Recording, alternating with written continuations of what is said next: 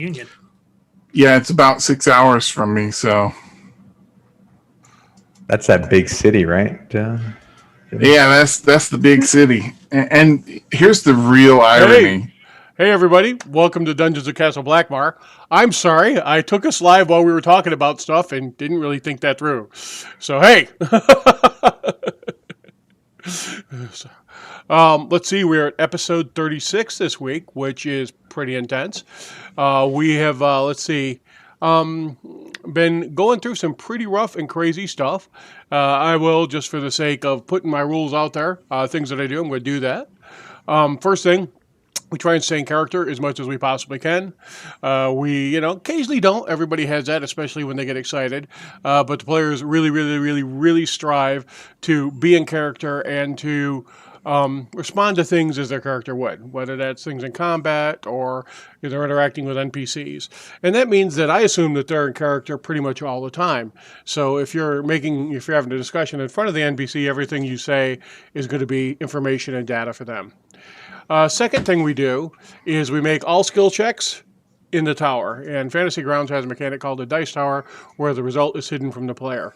Now, I'm a bit of a nerd too, and when somebody makes a fantastic die roll, I will always, show that to them, or if they make a really poor one, I will show that to them also and say na-na-na, not all the time, but sometimes.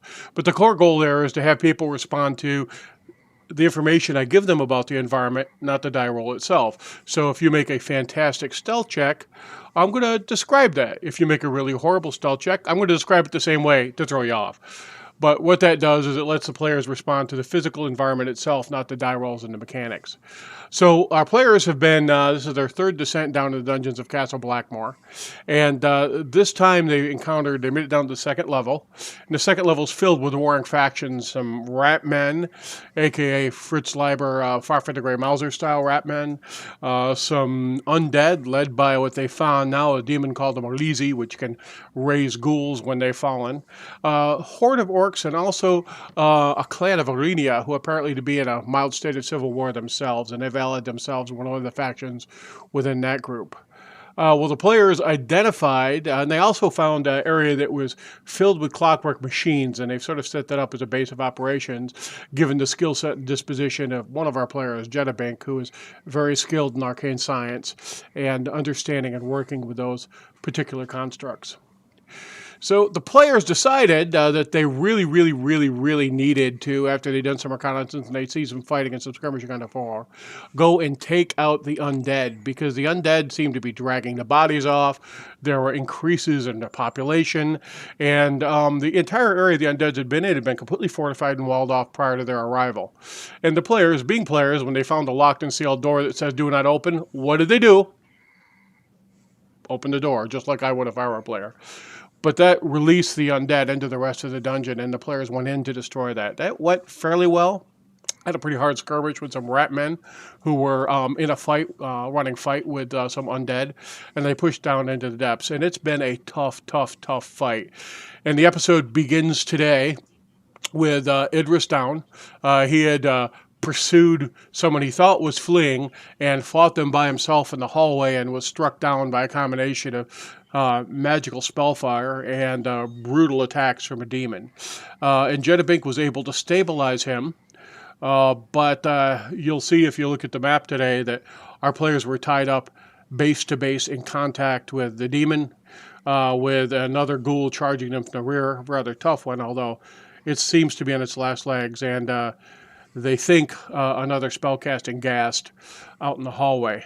So we will get right into it. I'm going to give everybody a chance to talk about what happened and talk about where they are. One note, last week Delbert had a really important meeting, and Kithrain, also known as the Egg of Coot, my partner in crime, ran Delbert Galen. And we'd all like to say at this point that whatever happens to Delbert, it's Kithrain's fault. Everybody good with that? Absolutely. Yeah, okay. 100%, yeah. Yep. So, all right. So that being said, let's get right into it. Jedabink, you're at the top of the marching order here. Why don't you talk about where your character's at, what you're looking for today, and what we're going to do?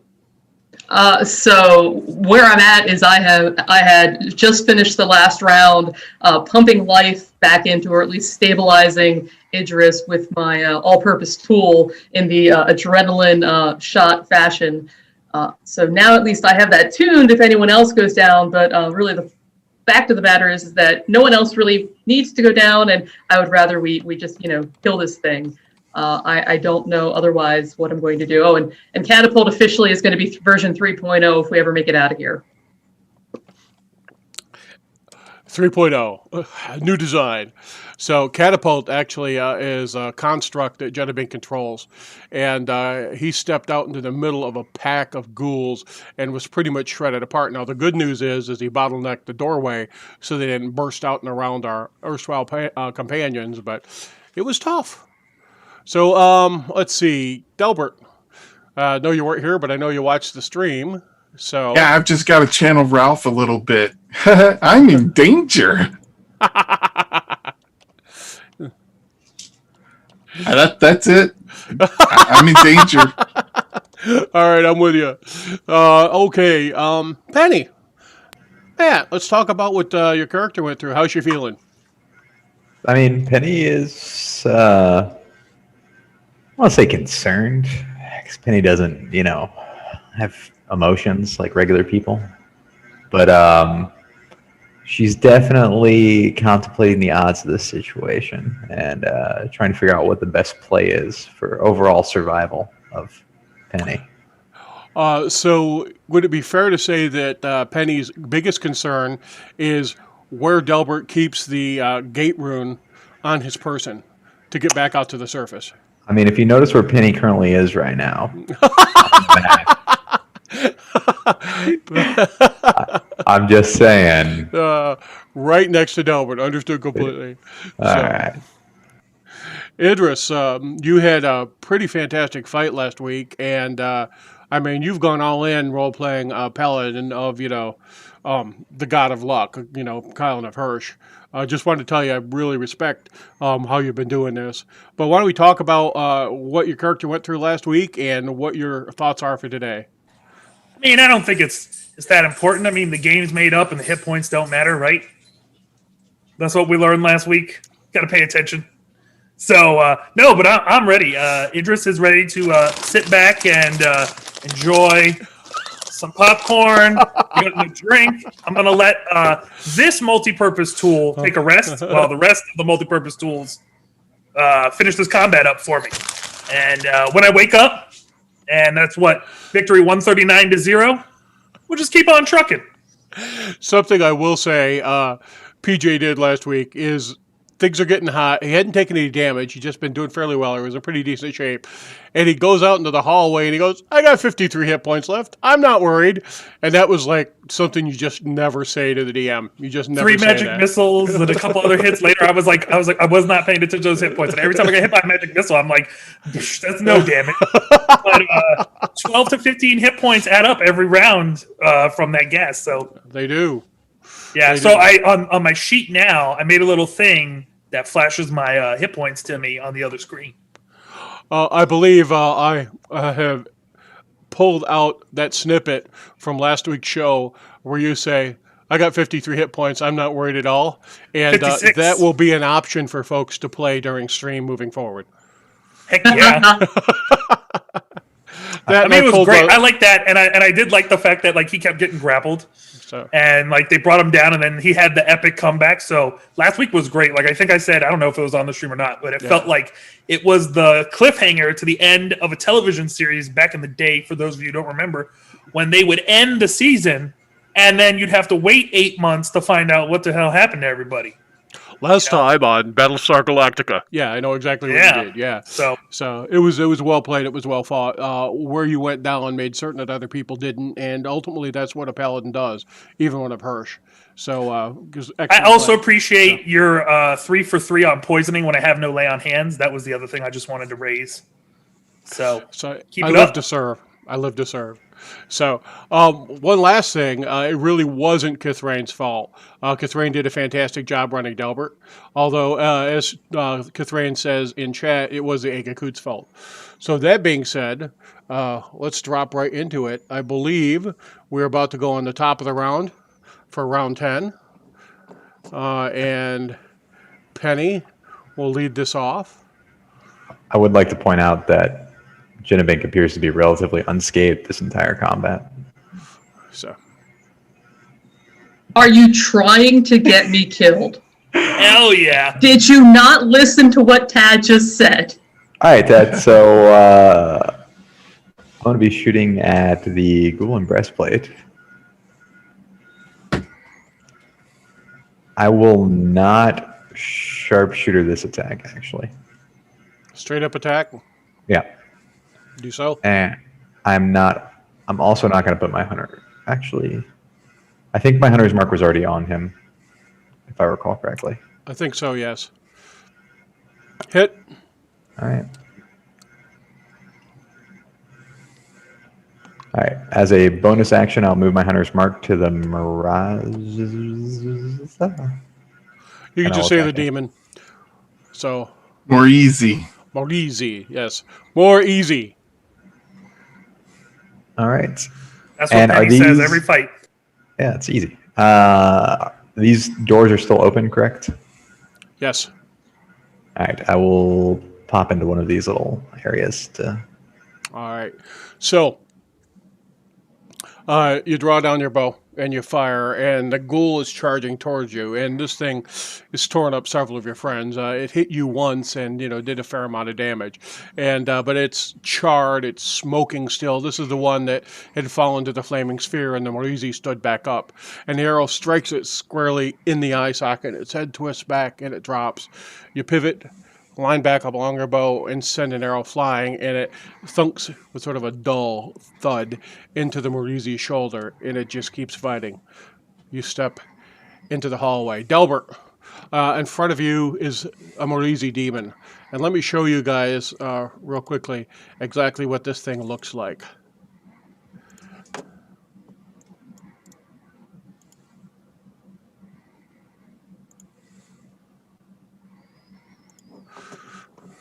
So its claws are covered with Idris's blood and some of yours, I believe. Its jaw unhinges and it gets ready to bite you. What are you going to do? I am going to shock and grasp. All right. FYI, it's not wearing metal armor. Okay. Just FYI. All right. I'd still shock and grasp it, though.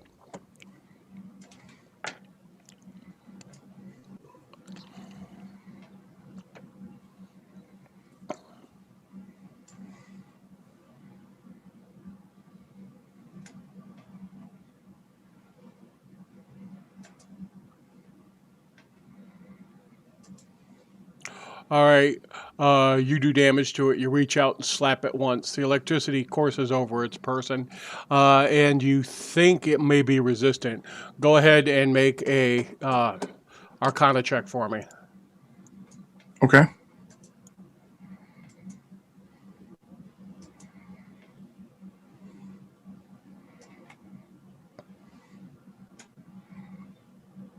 Oh yeah. Oh yeah. Now you know. This is definitely a demon, and as such, it's going to be resistant to cold, fire, lightning, necrotic damage, and you'll need magic weapons to hit it. It's going to be also immune to poison, and you don't think you could charm it either. So it's nasty, nasty thing. You get some damage through, but not as much as you would have liked. What would you like to do now, sir? I'm going to take a cue from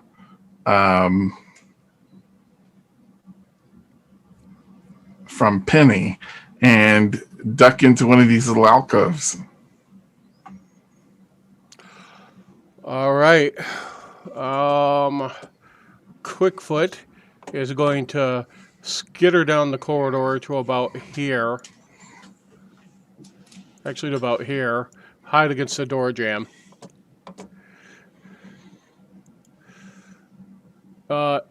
Idris, we'll ignore the death saves. We know that you got stabilized, so go Yeah, ahead you and check in the fact that you're stabilized. But just a real quick point of order before Cool. Delbert finishes. He does still have a flaming sphere up. I'm not sure if he was aware of that. The big F thing. Oh, so That would be the the F of the board. distance, the distance on that is what, 20 feet? Then I can move it? I 30. think it's 30. 30. What do you think? Can I bounce it off of him, or is that too far? You can bounce it off him. 1, Okay. 2, 3, 4, 5. Oh, no, that's too far. That's too far.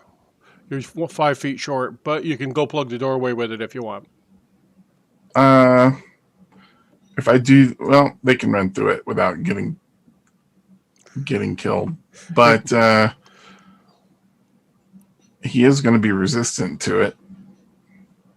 Or immune to it. It is fire. Anyway, that's me. And 2 rounds are left on it, just as an FYI. Okay.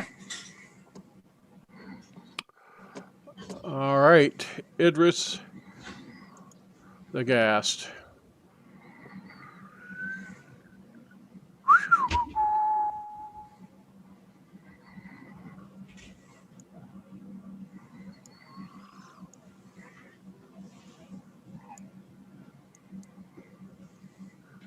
All right, it goes to there.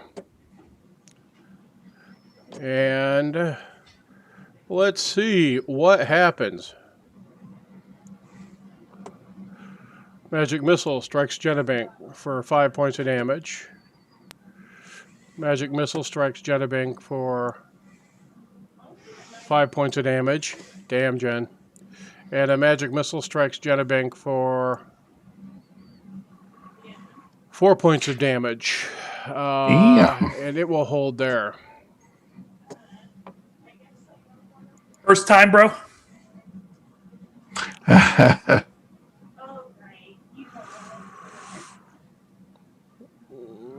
The Morizi slashes with its claws and hits Genebank.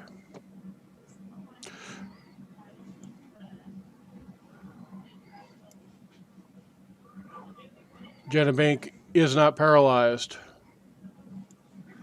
Genebank takes a fair amount of damage. And then it bites. So its long claws hook into your shoulder and it pulls you forward, getting ready to bite on the side of your neck. Stench surrounds you. You've already fought off its smell once. The bite misses. Its teeth grind into your plate mail. It tosses you Why aside did you put the garlic in the refrigerator? and goes down the hallway. Are you on Go the ahead phone? and take your attack.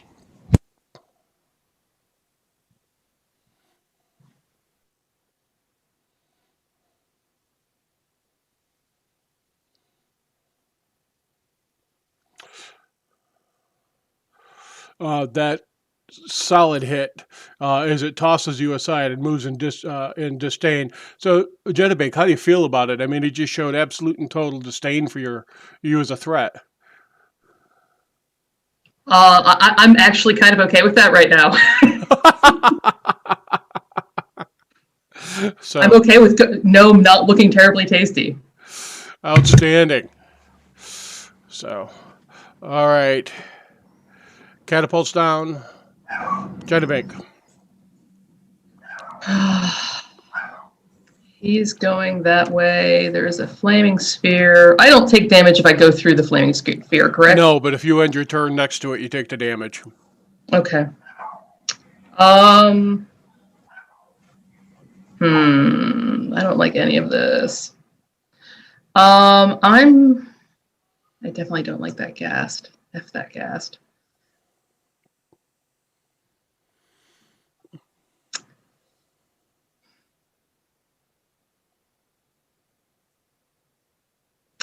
I'm going to feed Idris a potion. Oh, you're gonna make me work. I put the pot I'm away. gonna make him work. I'm sorry. Not sorry. All right, so I need 4 of these guys. Need another magic missile lightning rod near him.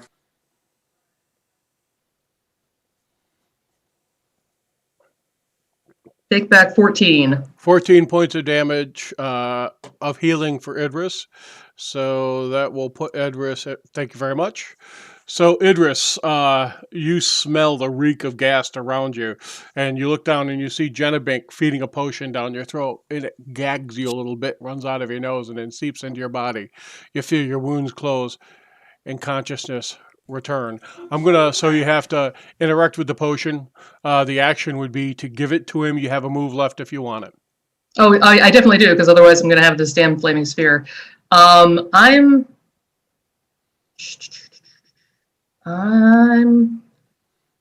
to try to press myself into this corner enough that the ghast couldn't see me unless he came in the door. Let's see.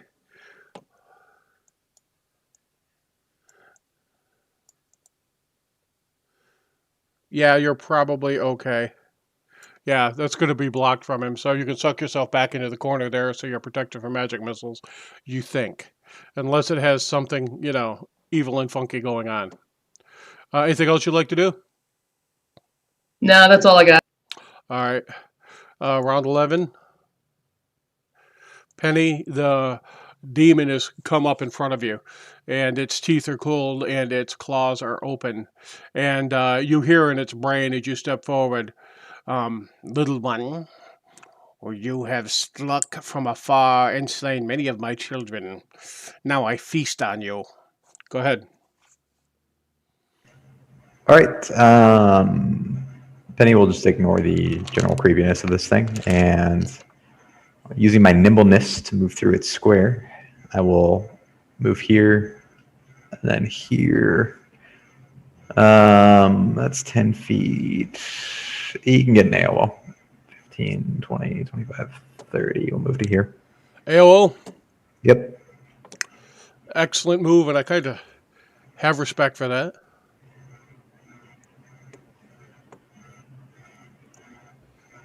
Whoops, I got to actually hit you first. Sorry about that. Wow, Dad. And I do. Okay. So you do take the damage, and let's see if you're paralyzed. And I will also use my reaction as you hit me to see if you're blind. It failed, so it's blind. You do make your saving throw. You're not paralyzed, though. And it is blind. Hmm? It is blind. I use my because of the crazy crack on the bow, right? Yeah. So.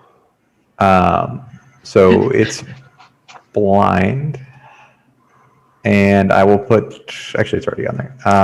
So it puts its hands above its eyes and it rears back and it goes, ah! It's a blinding white flash of light. And you can tell it must have some sort of resistance to magic because it worked in a way that you haven't seen it work. So. Well, that wasn't magic. That was arcane science, bitch. All right. I'm going to shoot at it twice now that I've moved away. Awesome. So this is a sharpshooter. And that'll hit. That. And I will shoot it again. That'll hit. And this is... I should have done on the first attack, actually, the sneak. It does not look good. You strike an arrow in its rib cage and one deep into its shoulder as it twists, and it howls in pain. I think it's Delbert's turn now, but it's on the Marizi. Delbert, you are up.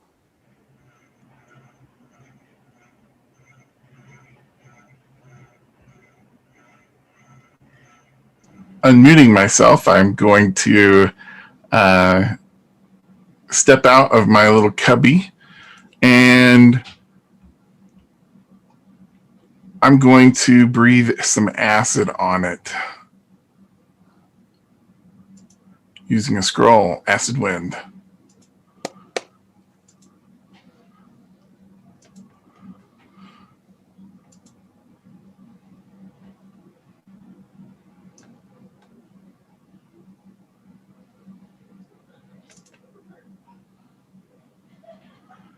which it failed. Taking some damage. And it also gets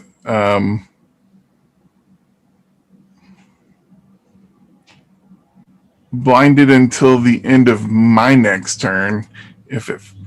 So Since it's it blinded failed. by acid. And it's blinded by the light, right? Right. All right. So it's reeling. The acid strikes it on the sides of its face and slides down it. So, all right. I'm going to bounce the flaming sphere off of it and move back to there. So It's the already gotten flaming, its reaction, so you're good. And it's blind. Yes, that's true too. and it doesn't actually have a reaction once it gets hit by this flaming sphere.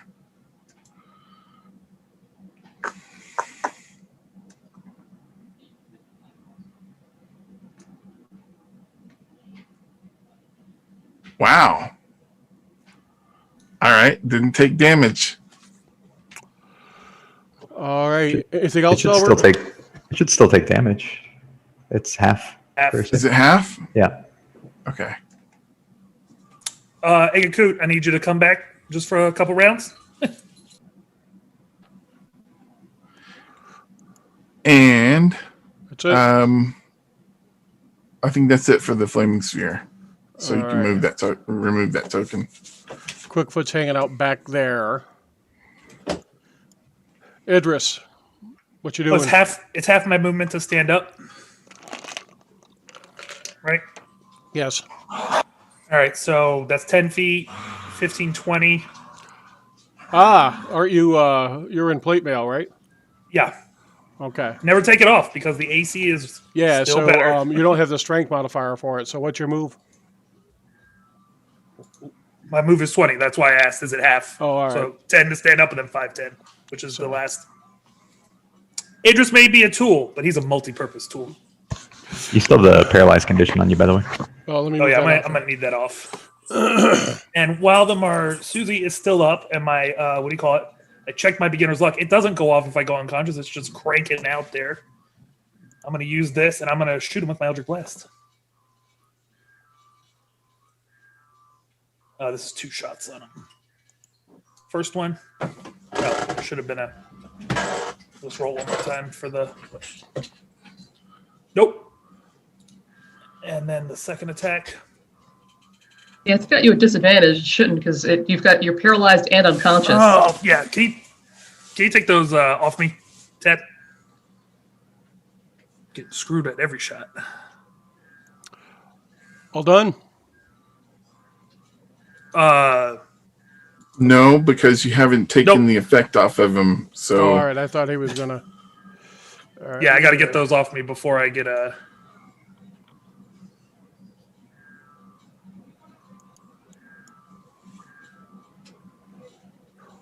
Just so. The crossbow icon. There we go. So. Yeah. And we got unconscious off you. All right, so I'm only going to do the last roll once. All All right. We have a hit. right. Cool. Boom. And it drops it. I go, paralyze that. nice. All right. Bring your magic missiles. I am not afraid. All right. Never learns. I believe. Let me think about this. I believe there's an Elton John song I'm going to start doing lyrics to. What is it? I'm Still Standing.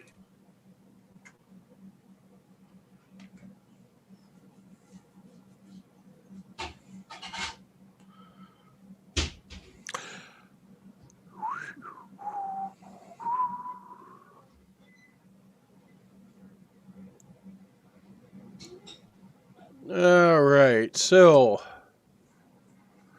first magic missile. Second magic missile. You don't have enough to take me down. Third magic missile. And the last one from the second level slot.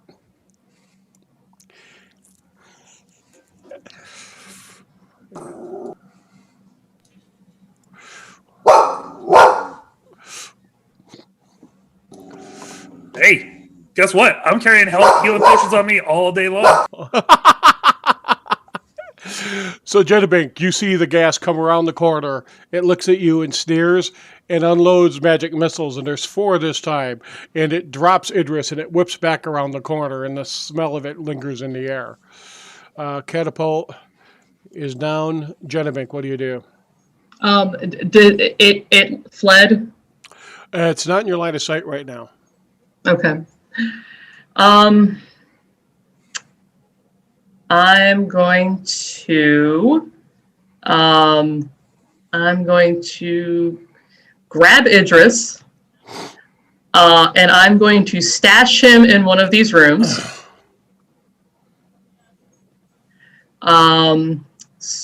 And I am, let's see, that would have been 5,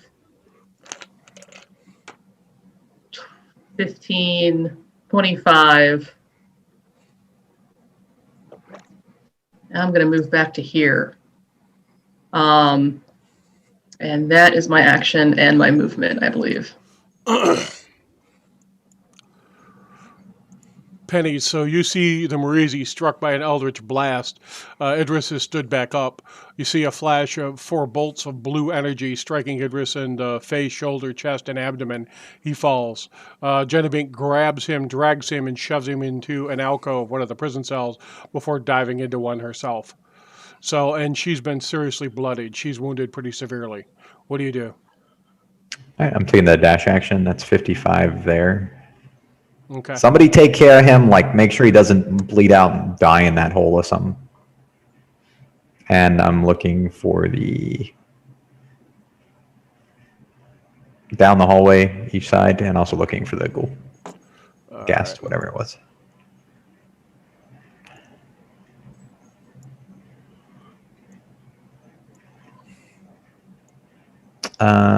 Do I see? Is this door actually open as it's indicating, or Yeah, it's open.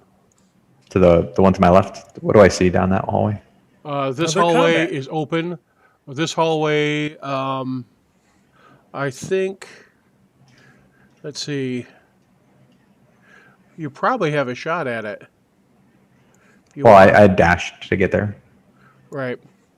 I will put my hunter's mark on it if I can see it, though. You can see it, yes. So as my bonus action, I'll put my hunter's mark on it. And then with my last 5 feet of movement, I will... actually, you know what? Is this what I'm seeing? You run forward, you see it, you touch it with your hunter's mark, and you suck back around the corner? No, I'm actually going to press it. Okay. I'm going to press. I don't know if it's the best move, but we'll see what happens. You can join the Order of the Magic Missile. I Delbert. mean, I'm sure Cad's keeping track of the spell slots. How many more could he have? That's I've what Idris cast- said. I've cast 4 first level slots, 1 second, and both my thirds right now. So, Knowledge Metagaming says I might have second level spots left. Go ahead, Delbert. I mean, I'm there's going to also take like, out one of his potions of healing and administer Greater. it There's a to big him. red one on there. A big red one. So, it says in trail, break in case of emergency. Yes, that one. it's actually labeled Big Red. Big Yes. red. Yeah. Drink Big Red or F you. I tried that once. It didn't last very long. Inspiration for anybody who can sing the Big Red theme song. Is Juicy Fruit okay? Nah, that's all right. Was it Big Red? It's going to move you. Big Red, it'll get right through you. The taste is going to move you. I think that's how it goes. Now you're blue, man. Somebody's Googling. All right, Delbert. Anything else you're doing? You've given him the potion. I'm giving him the potion. Idris, Idris, you can go ahead and roll it, or he can. Cool. So 15. That's one more. So I'll take that magic missile next time. I can just see Idris doing a little flip up to his feet, saying, "Now that's some high quality H2O." Outstanding, sir. Anything else? No, that's probably going to do it for me. All right, so Delbert runs forward, steps down, reaches into the belt purse because you guys have reviewed where you store gear. You've done that. Pops open the bottle and pours it down Idris's face, and Idris wakes up again, coughing. So, and this is kind of like, Idris, I want you to picture what's happening.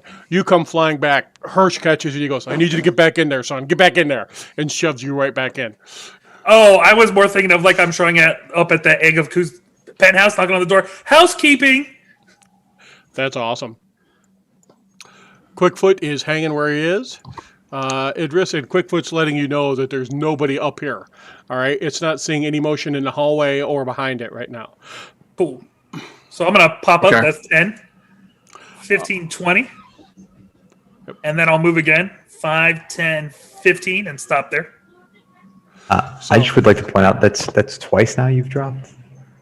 I know. Did his eyes turn blue when he rose up this last time? Yeah, how So- blue are his eyes? Idris is racking up frequent flyer miles. You also have the unconscious The gas condition still on you. turns and sees you right behind it. All right? Sees you right there. And it does this and disappears. And you hear the sound of a door. Go ahead and give me a perception check. Sure. Passive's 19. I'll roll the regular thing. Yeah, it's an easy one, but I want you to roll because it's a little funky. Okay, hold on. It does not want to go in the tower for some reason. There we go. Okay, so what it did is it went past the doorway, and it like grabbed the handle and slammed it, so it made a sound like it was going through the door, but the door wasn't open long enough for anything to get through it. So it's probably still in the hallway, but it wanted you to think that it dived into the room. Okay, if it's actually any better, I'm going to give you another perception check too, because that should be with advantage. I just wanted to double check because Hunter's Mark gives me advantage trying to find. They're both solid rolls. Okay. Both solid rolls, yeah. So you think it's probably in the hallway. Cool. All right. But let's see. Go ahead and give me an Arcana check. All right. Also, Penny. It just disappeared. Blinked right out.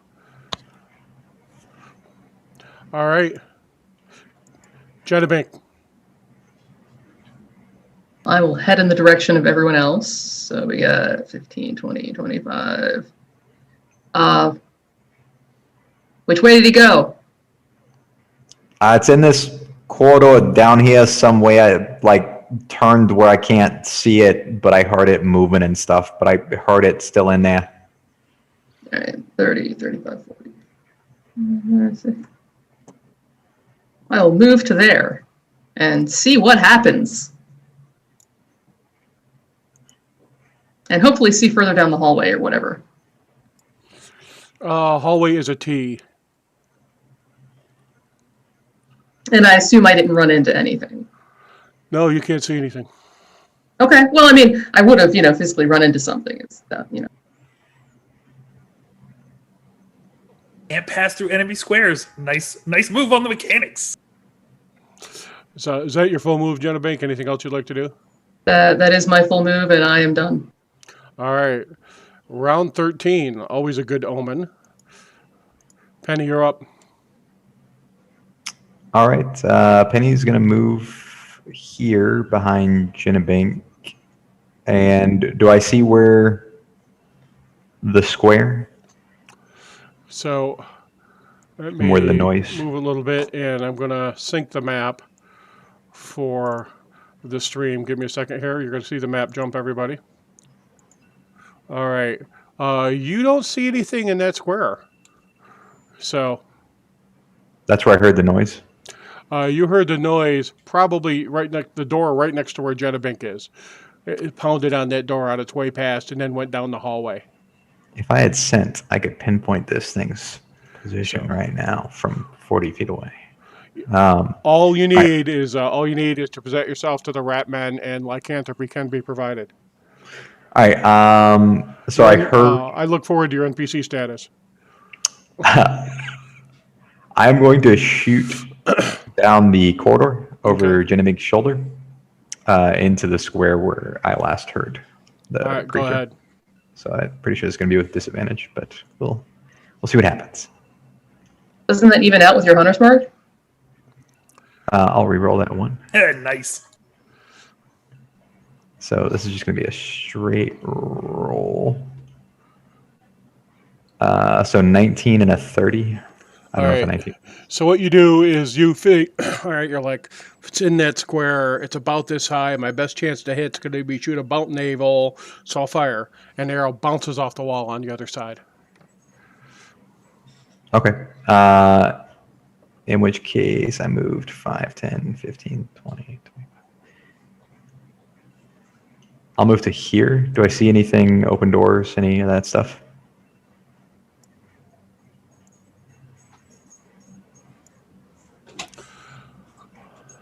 You do not. Oh, But you can hear it in the hallway. left or right? To your right. It's to the right somewhere. I still have one more attack on my. Okay, go ahead. Yeah. I'll just throw a random shot down the hallway. I don't know if it's down there or not, but we'll see what happens. I'll give you one at disadvantage. Yeah, you miss. So the arrow skids down the hallway, strikes the wall, and cracks. So from our view, when you said right, it's left when we're looking at the map, or right when we're looking at the map? It's to the right of your character, if your character is face down the hallway. Okay. All right, Delbert. All right, I'm going to move to there.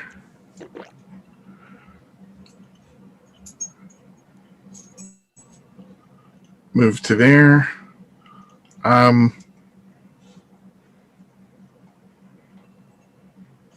Let's see. So that should be 15.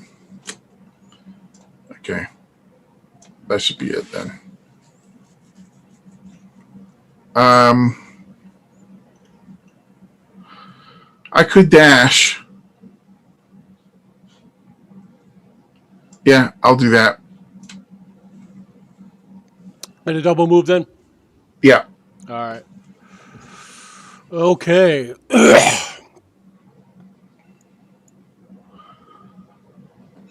Give me a second here. Are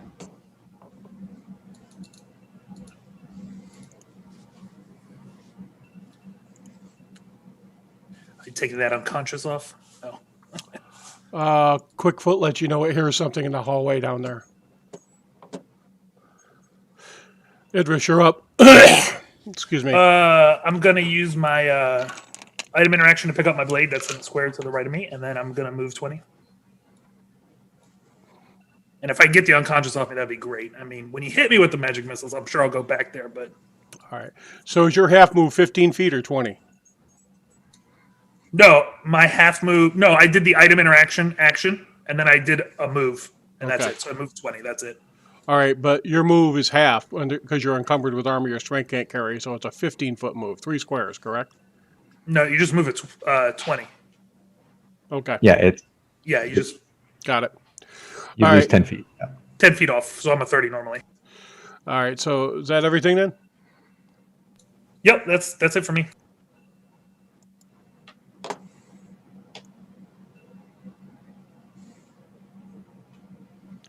You hear a door open. Still to the right. Off to the right, where you heard it running. So you hear its footsteps, and you've got targeting on this. You've got your hunter's mark on it. And your passive perception is what, 18 or 19? Well, with advantage on it, it would be a 24. Yeah, That increases your passive by what's 5. happening right now is you're close. You can hear it, right, and you're tracking. You can tell about where it is, and it's going down the hallway, and it recedes, and it grabs a door. And this door, you hear the squeak of a hinge as it opens, and it scurries into some other space. The acoustics change. All right, so it's almost a zen state right now. You know, you're seeing it as it moves down the hallway. So, but you can't target with it. And I just want to confirm it's this way, No, it's this way. other way. It's Okay. the right for your character. So figure your character's got to be facing down the hallway. Got it. All right. Okay. I'm going to recenter the map here.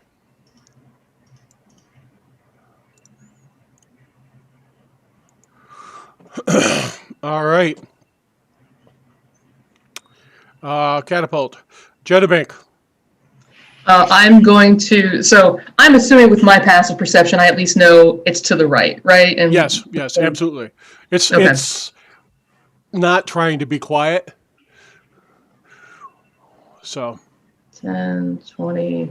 So I would end up there-ish. all right, let me show you the hallway. All right. Yeah, give me some stuff. So you can see out through there. And you can see that far. Okay. And there's a faint light in here, probably from one of those lanterns that you've been running across. And where are there any doors open in the hallway? Yes, this set of double doors here, one of them is partially open, the other one's open at 90 degrees. So right there's a doorway about like that open that somebody's thrown open and probably dashed through. And the other doorway is about like that. So the door that I'm standing in front of is closed. Is closed, yes. And Okay. Let me do this for everybody so you can see the hallway a little bit better. Okay. All right, so that was 30 for me. So I'm then going to dash and do 10, 20, and I will step in the room. Actually, no. That's what a queen would do. A real queen would leave. Well, I'm a no one knows where I went, or can Penny? Okay, this is gonna be my answer. Can Penny see me from where I'm at? Penny can't see you past about this square. Okay, Right. then I am not going in the room because otherwise I'm going to fall into the abyss that no one can find me. Right. But I will look into the room. You see. All right. Why is she so paranoid, Dad? What did you do to her?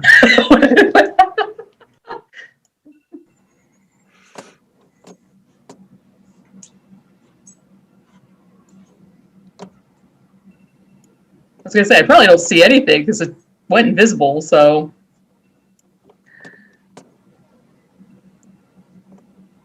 Oh, shoot.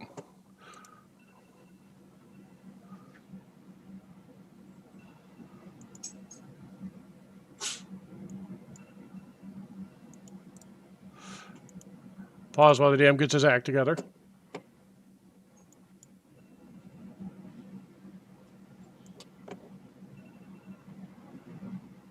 it's fine. I mean, I'm still a sitting duck, but at least I'm a sitting duck that other people will see my body.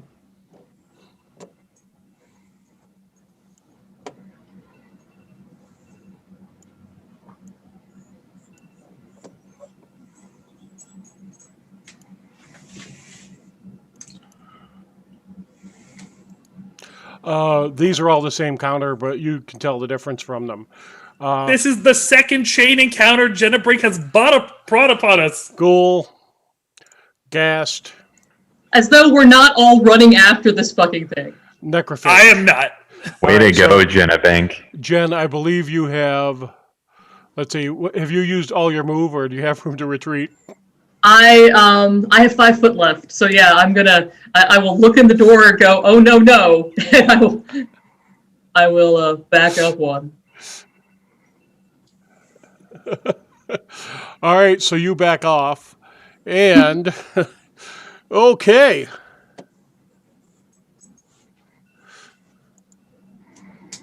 They are going to not get dropped into the next round.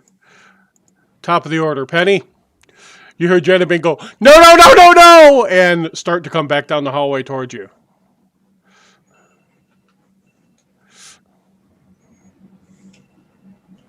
All right, I'm going to move to here. As item interaction, I'm going to open this door to my right. Oh, we all want to be Idris today. All right, let me get that for you.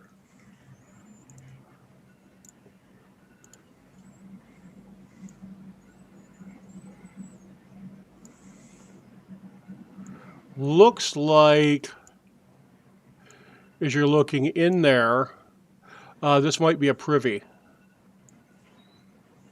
Okay. There's screens, isolating stuff, clearly a privy to right there. And there's a doorway across from you. And it's a non-secured wood doorway. It's not one of the heavy locked doorways. In general, anytime you've seen that lighter wood, it hasn't been locked. Okay. And then I'll use my actual action to ready for the oh no, and whatever terror is in Jennabank's eyes to come around the corner. So you come around the corner, pop the door open, sight down your bow, waiting for whatever horrible thing is coming. Correct. Outstanding.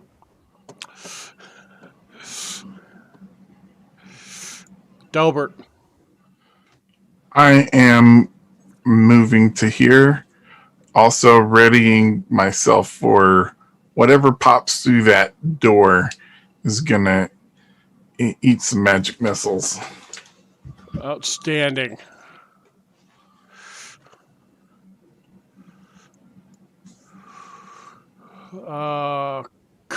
Quickfoot says, you hear Quickfoot say in your brain, I just saw Janet Bink run up, look in that room, and run. Thank Idris, you. You're up. All right. I'm no longer unconscious, so that's great. Oh yeah, let me. It's such work taking conditions off you. It's a full-time job for the GM. I just love to get all the conditions. I'm going to go that, and then I'm going to drink another one of my potions, one of my scrub level potions. Boom, another 6 points, and that's it for me.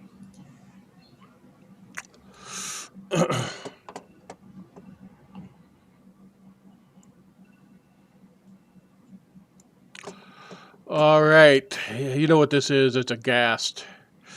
Smell of its stench surrounds you. You almost choke, but you're familiar with it and you fight it off.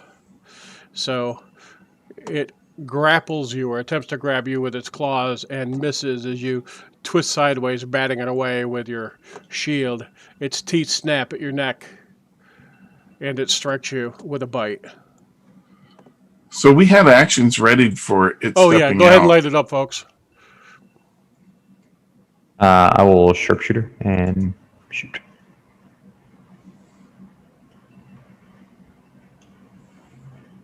Hit.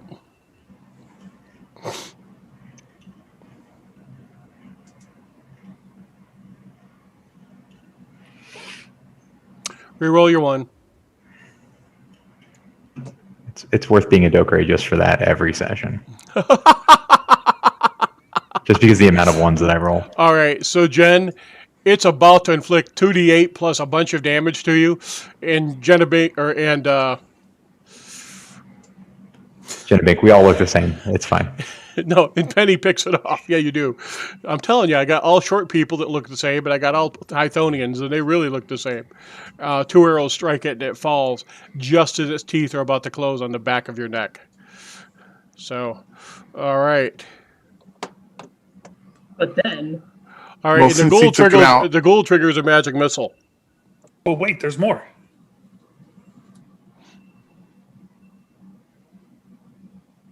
So 9 points to the ghoul. But wait, there's more. But wait, there's more. Yes, I get it. If you get damaged right now, we'll throw in a second claw attack.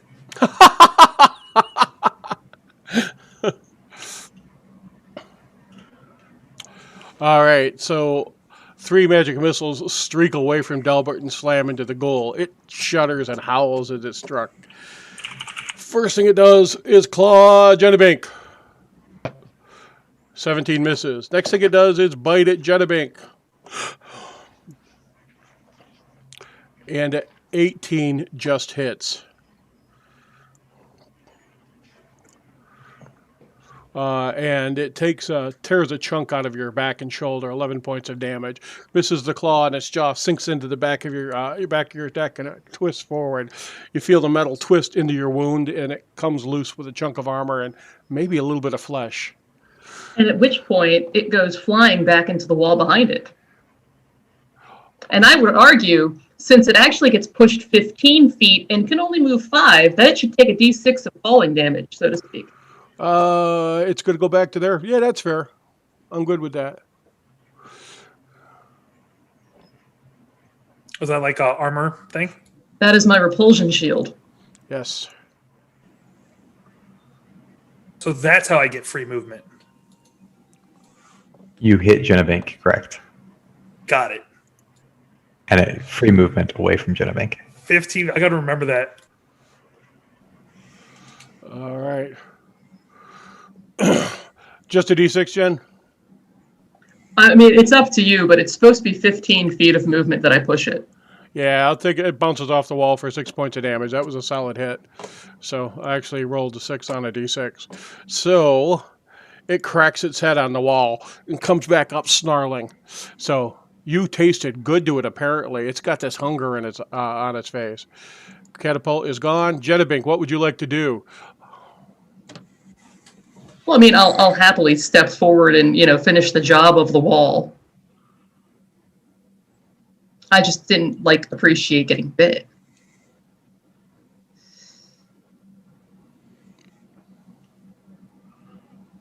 Ooh, You crush its damage. skull, and it goes down. Fantastic. I am then going to step backward.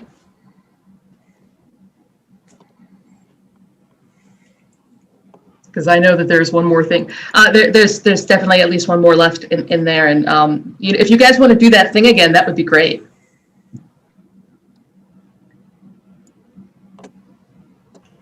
The thing where we let it bite you? No, where you shoot it before it bites me. That was excellent. Oh, And by the way, the bow worked. I saw the bow work. I think it was a fluke.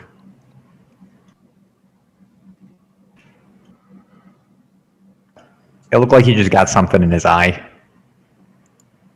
No, it definitely was grasping at its eyes before Delbert threw acid at it. Yes, the bow worked. All right, so you moved up, hit it, and fell back, right? Correct. All right. So the ghoul is toast. All right, so 1, 2, 3, 4. Okay, let's target some folks with a spell. It's another one of those. This one isn't damaged at all. No char marks, no wounds. And it steps forward.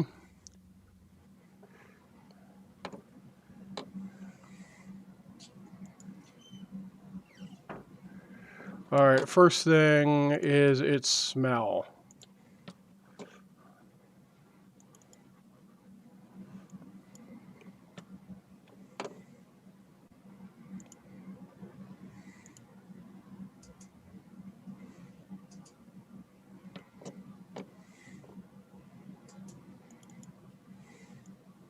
Why am I targeting Jedabink? I don't know, it's being weird. I was just wondering. Yeah, it's being weird. I'm trying to he's click clicked on. on you.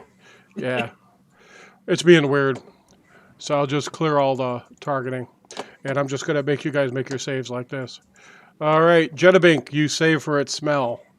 And Petty, you save from its smell also. Yeah, pretty fantastic save, actually. And it casts a spell. It looks like it's probably going to be a wisdom save. Do you want to use inspiration? I will. I'll wait. You'll just roll the 1 and then re-roll. Yeah, I'll just roll the 1. I've already Yeah, rolled, no, I think, like 3 today, so. I'll do inspiration. Yes. Jedabink saves. Thank you. Penny rolls another 20. Back-to-back 20s on saves, Penny. I know I didn't Delbert? need the inspiration. All right, so it casts that hypnotic pattern of lights, and the lights swirl above your eyes. So... I'm not impressed. tears on up the hallway. Yeah, I've cast like 6 of those at you guys, and they've never gotten you. All right. It has 40 feet of movement. It's only going to be 2. Sorry.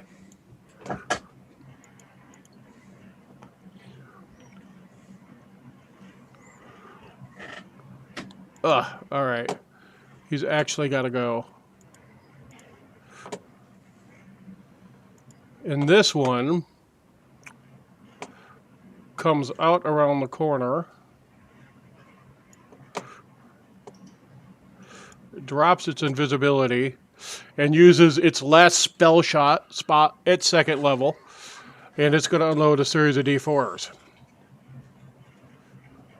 Good luck, Penny. It's time to join the team. First one.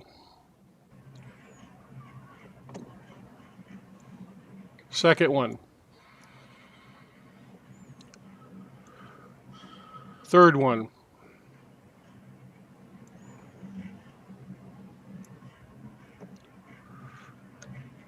Fourth one.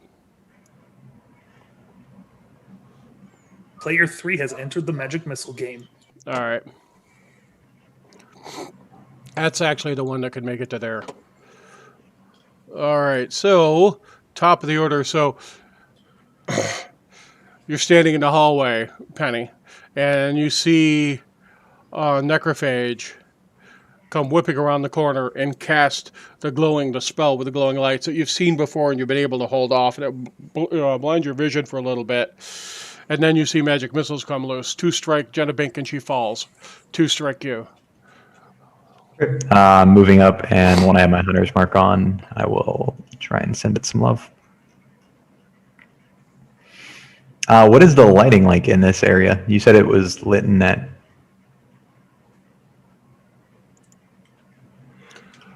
There is,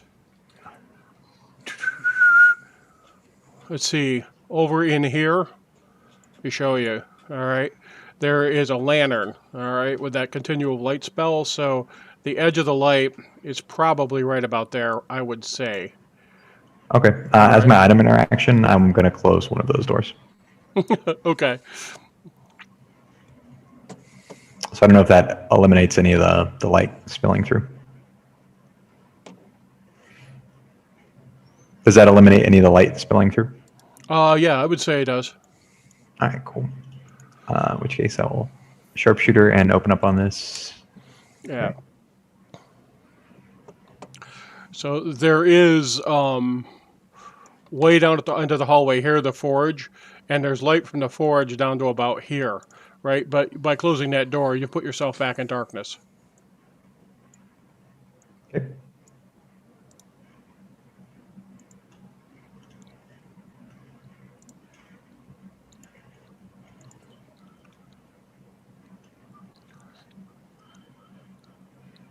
That is my turn.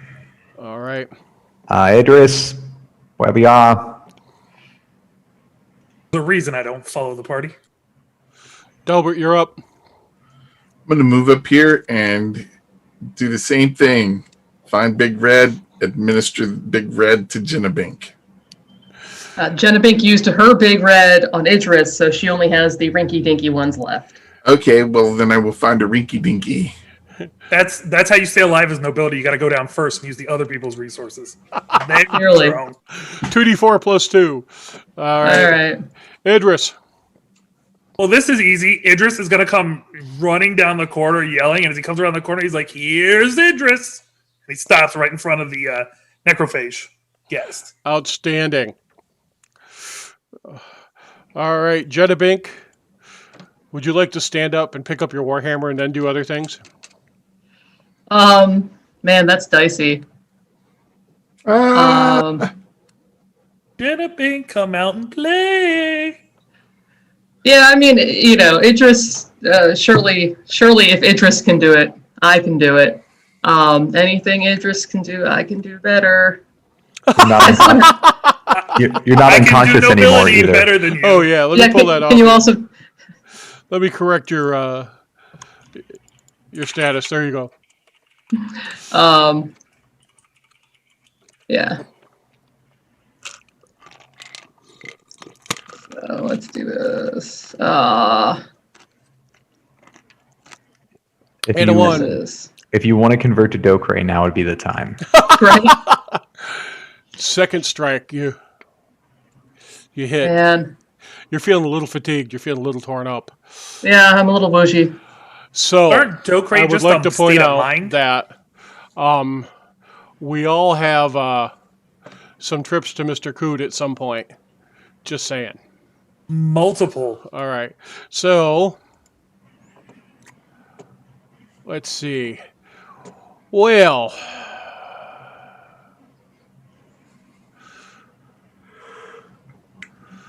this one is in base-to-base contact with you, so it's just going to go after you.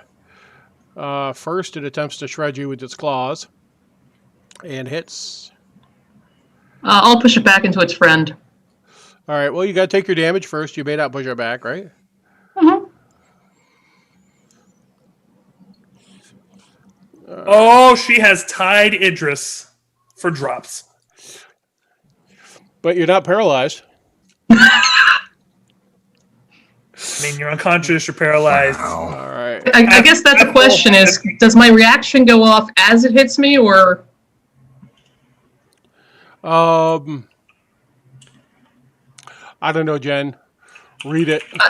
I would argue as my last dying breath, I would get to activate my shield to keep it away from Penny. I think it says when you're hit, so... If it says when you're hit, we're good. Then it knocks him back into a friend. Yeah.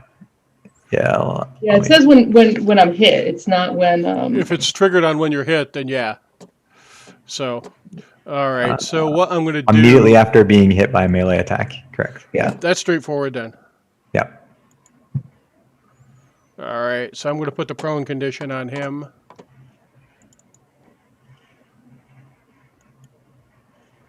All right. So that necrophage...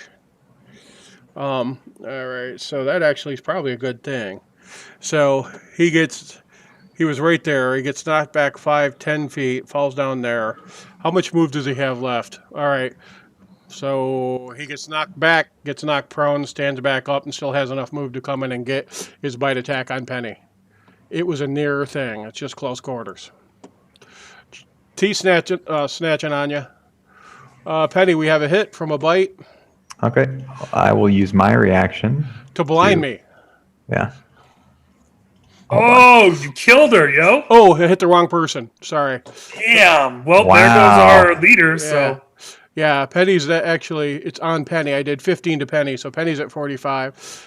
I Genevieve think was that actually was... not dead. I think that was considered a... Did you roll double damage on that? Because that seems like a... Yeah, it shouldn't have been. It was just 15. What happened is I moved forward and dropped it on her instead of you just because of the way the counters worked.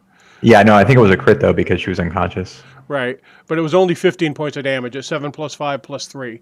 So you would only have taken 15, not 30. So it comes No, up. you wouldn't have rolled the extra dice. Is what Yeah, Matt's I think saying. there was an extra die that was rolled. That's what he's saying. You rolled the dice twice, so instead of it being 30, it was actually 15. Here was the raw roll. Oh, in terms of the hit roll, you're saying. Okay. That's fair. No, in terms of the In terms of the damage. D8s. The Yeah. D8 should only have been one D8. Did you roll an extra D8 or no? No, 2d8 Oh, plus okay, 3. all right, yeah, that's fine then. Yeah. 15's fine. I'll accept it, Ted. Very good. Thank you so much for your gracious acceptance. And And it's blind. it's blinded. Awesome. So it drops Jettabink, steps forward and takes a chunk out of you, and then is blinded. This is getting tough, folks. Getting down to Final Jeopardy.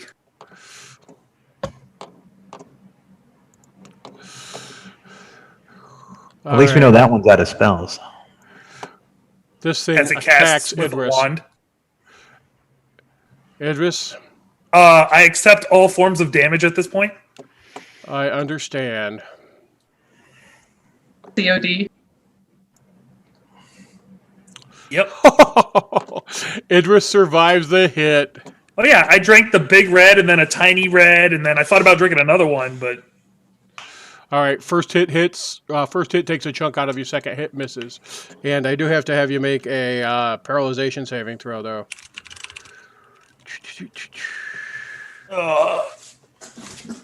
yeah, You crushed make it. Crushed it, and you now make it. Penny. All right, I will. Man, it's really annoying. 5, 10. Okay, that's going to be 15. I'm going to attack the ghast in front of me. It's just going to be a straight roll because we're base to base. And Do you provoke when you move through like that? Or? if he wasn't blinded, I probably would. You're right. He's blinded. I forgot. Go ahead. oh man, you're stealing my heal ability. I did not forget that he's blinded. Yeah, it's going to be a straight roll. So we'll sharpshooter and open up on this guy. Fuck. Second attack. Hit. We'll hit for this. Arrow to the back of the head. It falls. All right, that was 15, 20, 25, 30. And I will end my turn. Delbert, there is a blinded Right. ghoul in front of you. Perfect time to get that dagger out. Standing over top of Jennebank. I will move up to here, and I will hit it with a shocking grasp.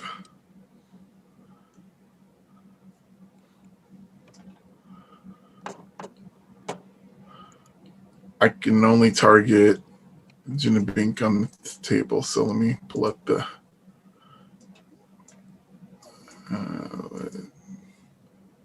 Just while Delbert's doing that, I would like to point out that I have 2 hero points left, and I will be using those for my saving throws. Thank you. Very good.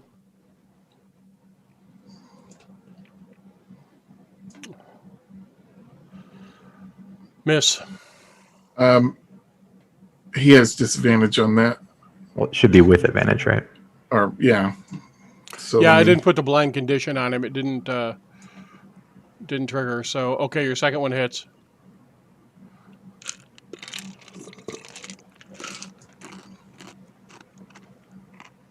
There we go.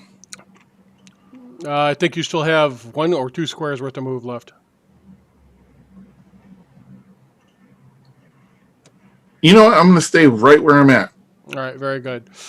So you see Delbert step forward, slap his hand on it, and it jerks and twists as it struck. Quickfoot says, "That's my boss. My boss did that." There's a brief wash of illumination as electricity runs down its length and grounds through the floor.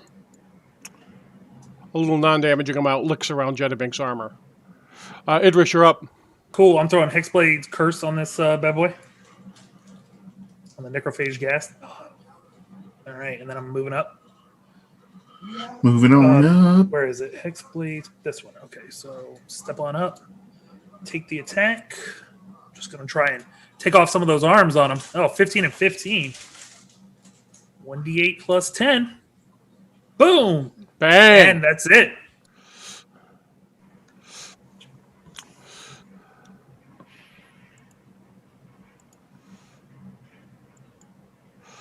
All right. Choices, choices, choices. How long is that blindness left, Matt? Just around. Just the beginning of my next turn. All right. It's actually till the end of the attacker's turn, so regardless, he has to act 1 round blinded. Delbert, it just cast invisibility on itself. You don't think it can get away from you, but it just turned itself invisible. Which, in hindsight, Penny, is probably how it got away from you and you didn't see it. And I don't really think it can do anything else in the situation it's in. So, all right, top of the order. Penny. All right. I will attempt to shoot at that square. Quick question: if it's blind but it's invisible, does that negate the advantages and the disadvantages and make them normal rolls? So, all right, it's invisible. All right, but it's not hiding. So if it were hiding, you couldn't target it because Okay. it's not hiding. It's got counts as heavily obscured. All right, Okay. so heavily obscured for you. You have advantage. How's that play out? Are you carrying Well, advantage right now? I have advantage right now.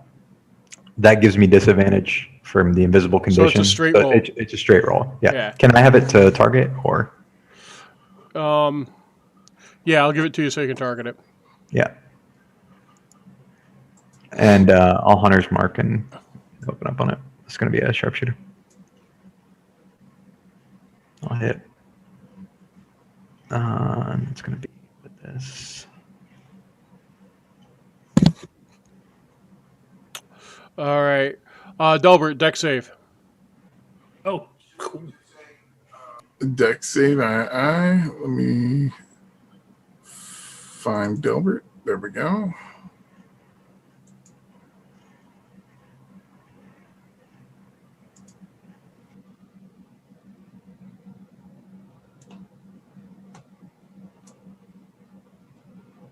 Okay. Well, you're completely covered in gassed gore from its head being shot off it. Okay. So, all right. It falls to the ground. It bounces off of you and slides down your body. I will then immediately be looking around for the next threat because this shit just keeps coming. Everybody give me a perception check. I happily will, Ted, because I perceive the darkness.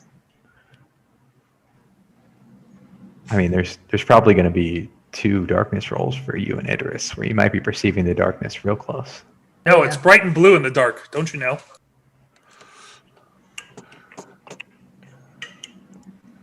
You can hear sounds of something thumping against the doors back here and faint groaning, but you're not hearing anything else. That's the undead troll in that room. What are you doing? I'm administering a potion to Jenna Bink. Jenna Bink still- has none left on her, so you're going to Oh. have to use your own. I don't actually have any. What? What kind of roll are you? I'm sorry. That's horrible. Are we still in initiative, Tad, or no? We are out of initiative. Okay. Okay, so I'll use my potion because otherwise she was going to tick off. I think that would have been our last tick if we left her alone. Here you go, Jenna. From my personal reserve. Oh, it's one of those weak brews. 5 points. Well, 7 because it's +2, but yeah. Oh, yeah, 7. Yeah. Okay. And there you go, Tad. Now I'm out. I'm going to cast with my last first level spell slot, Good Berries, and distribute some very weak healing amongst us 3. And then I'll move in front of everybody over here. What, did I was that the light of the radiant bow, or was that some other light that I saw as I died? It was just light, probably like blue coupe light or something. Speaking of which, Jenna Bink and Idris, I need you to take a wisdom, a charisma, or a intelligence save of your choice with a -2 for each time you've fallen in combat. A -2 for every time? Oh no, each time you've missed a save, right? So, Missed a save. Okay, so I thought it was just a -1 every time we missed the save. it's a -1. Yeah, because last time I rolled -5. So now I would Okay. be at a -6 roll and then a -7 roll. -1. Go But ahead. otherwise, I'd be at a well, let's just go play an evil campaign. -1. Go ahead. Okay, so okay. first Then roll at Idris -5, Heal 3 each. Ooh, baby. and then this is going to be at -6. All right, this one's at -6.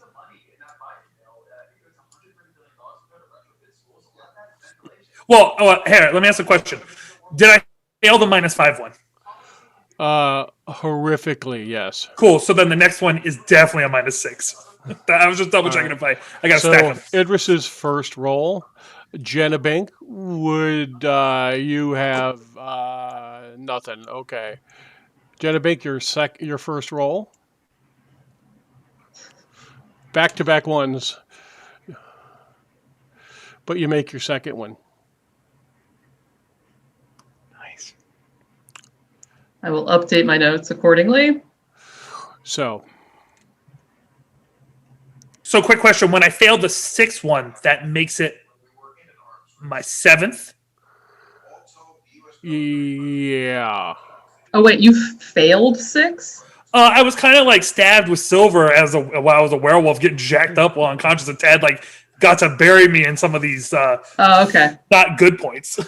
Because I've only had to make the save 8 times, so I probably applied too much minus, but I rolled a 1 the first time, so whatever. Oh no, I've been touched by an evil uncle at 7 now, so 7 fails.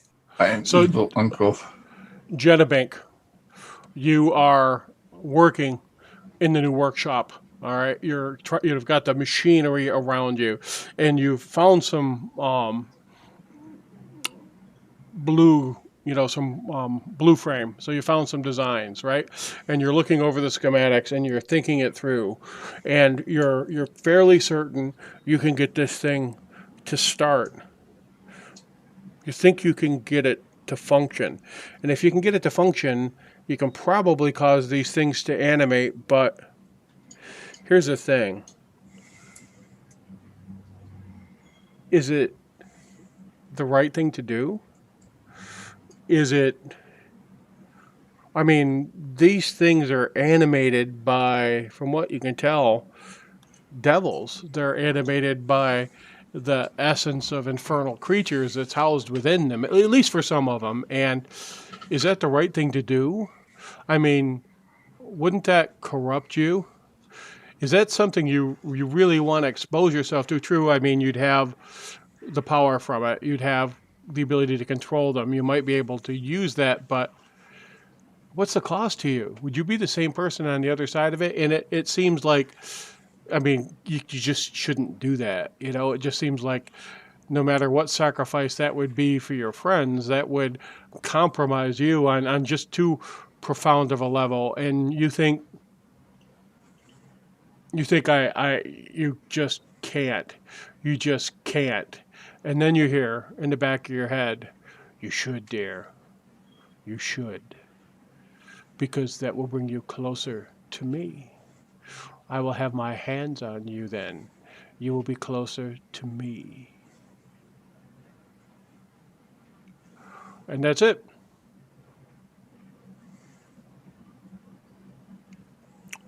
Well, happily that happened the first time, not the second, so I didn't have a whole lot of time to, react. Shia says to you, Idris, if you hide within, I can shield you from it. Do you want me to step forward? He comes for you. He comes for you. You must hide within the blade, but I must take the flesh. Then treat my body like I would, like a carnival ride.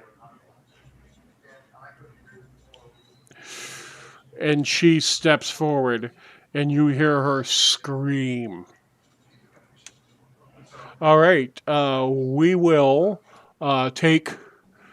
and for those of you out in the chat that don't know, Idris is carrying ancient elven moonblade that they found here in the dungeon, and trapped within it is one of the elves that they believe explored this place thousands of years ago. And she's his patron as a warlock. They have a very interesting relationship, but she just offered to take on the Egg of Koot's wrath and step forward and receive its attention for Idris. So, we're going to take 10 minutes. It's 4:26 now. We will be back at 4:36. Congratulations, folks. Congratulations. And I would say MVP for Artificer Crack this time. Oh, yeah. Jenna Binks crack for the win. Yeah. Artificer Crack totally evaded the TPK. So, all right. So good job, folks. And we'll take 10 minutes. We'll be back soon. Everybody, thank you so much for watching Dungeons of Castle Blackmoor with us, and we'll see you in a little bit. Back soon.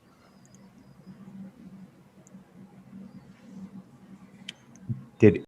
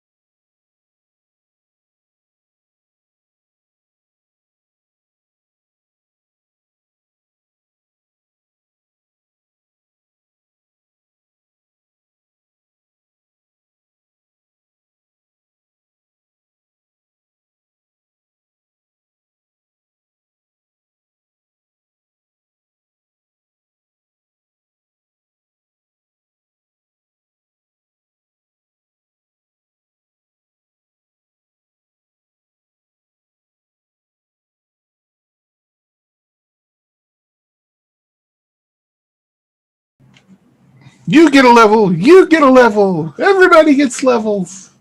My tactical abilities have Even gone So Quick by Foot 100%. gets while a we level. while we were off stream, we rewarded experience points, and our players, and you can see up in the right hand corner, got 2,713 XP each, or a total pool of 10,850, which lets several of them level. So we are at that point. So you hear Rivnik thumping up against room off to the east of you. What are y'all gonna do?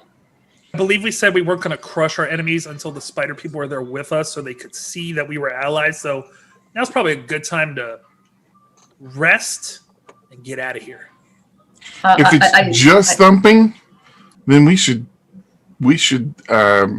start searching rooms on our way out of the dungeon. Rooms that we've already, killed everything in. I mean, if we can like fortify any of those rooms, we can maybe rest in there. We're out of potions and scrolls and everything. yeah. So, PJ, I got nothing left at this point. she is not responding. I kind of figured that. Yeah.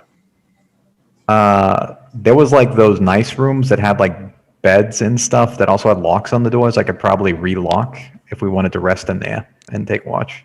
I mean, the jail? I mean, like the rooms that had beds. Oh, Like up there. up here. I gotcha. That sounds like a wonderful plan. Are we, Delbert? Did you think that we were going to leave the dungeon, or?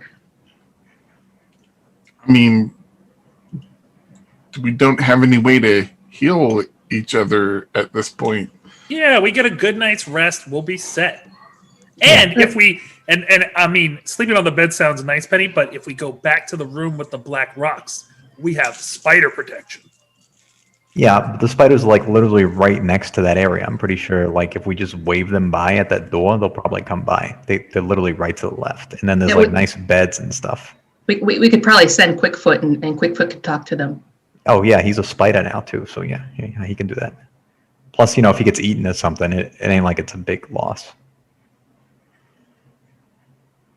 I will, as we are, wherever we end up moving to, I will be collecting catapult. Yeah, there's like a pile of metal here that I think was once catapult. If you want to take that with us. Yeah, I have to. Are these bodies he still will good? require a full rebuild. Jenabink, it looks like they grabbed hold of either side right behind his neck and ripped the plate across on the weak seam, and then one of them reached down and grabbed hold of pieces of metal and started throwing it out. I'm going to have to reinforce some of this from my workshops.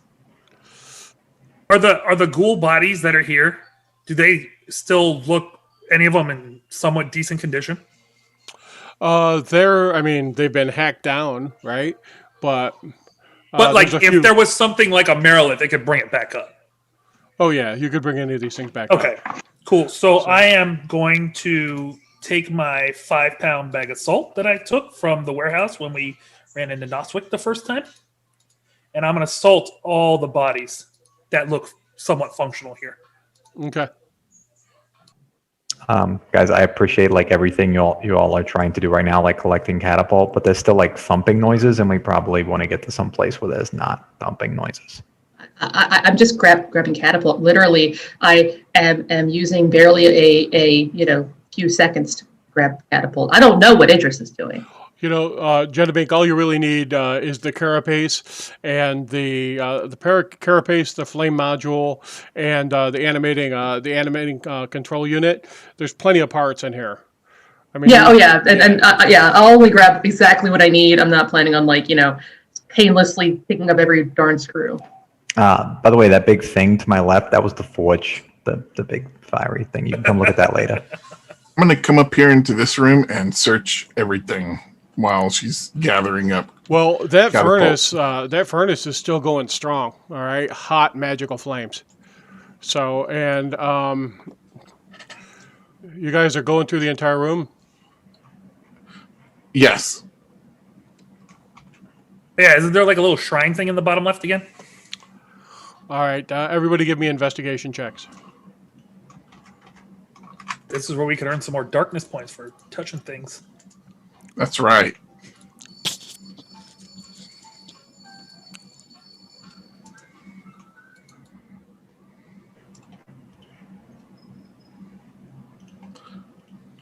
You know what? I'm going to. No, I'm all right. Never mind. I'm good. Penny, you got it. There is. All right. There is underneath this brazier. There's some loose stones, and as you shift them aside, what do? You don't think the area is trapped, but you found an empty space, and the brazier is on top of it, and the brazier is filled with hot coals. As I shift it aside, I will. I'm following up with you, Dan. As I shift it aside, I will. All right. Go ahead and give me a dex check. Dex check. You want it in the tower, or do you want it open? You could do it on the surface. The brazier is hot and it's hard to move. Yeah, but it was a relatively easy one. You're able to move. You're able to wiggle it aside without dumping it, and you pop open the stones that are underneath it, and you find looks like a chest. I will investigate this chest to see if it is trapped or locked. Go right ahead.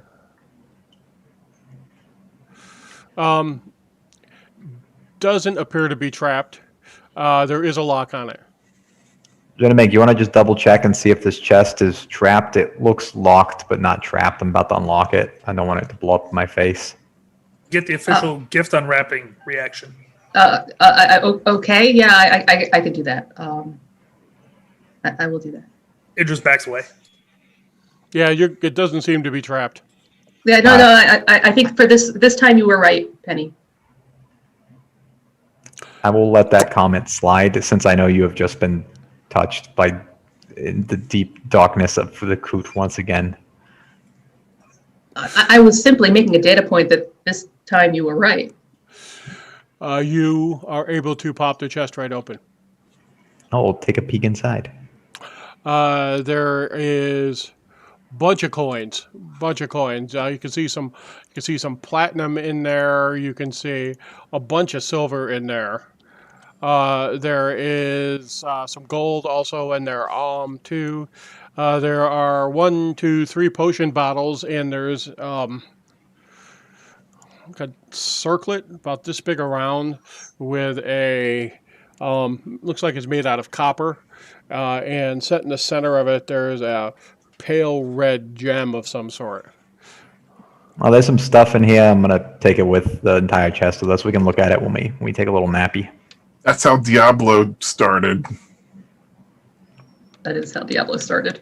That is how Diablo started. So pick those things up. You're gonna do anything other to identify them? Or you're just gonna grab them and split? I was just gonna grab the chest, and as we rest, I figure we can take a look at all that stuff. So, it's fairly heavy. So about 200 pounds all told. So there's got to be roughly 2,000 coins in it with a little bit of other stuff. So probably 2 of you are going to have to carry it. I'll go get the wheelbarrow from the other room. Idris, Delbert, come here. You guys look like big, strapping humans that always want to talk about how much bigger and stronger you are than us. So why don't you come lift this thing over to the room we're going to? We can drag that. So 2 of you have no problem at all grabbing it, one hand on either side, and there are handles on it. Let's go get a nice little resting in that room. All right. Sounds good. I Then can we use can some rest. Check this place out.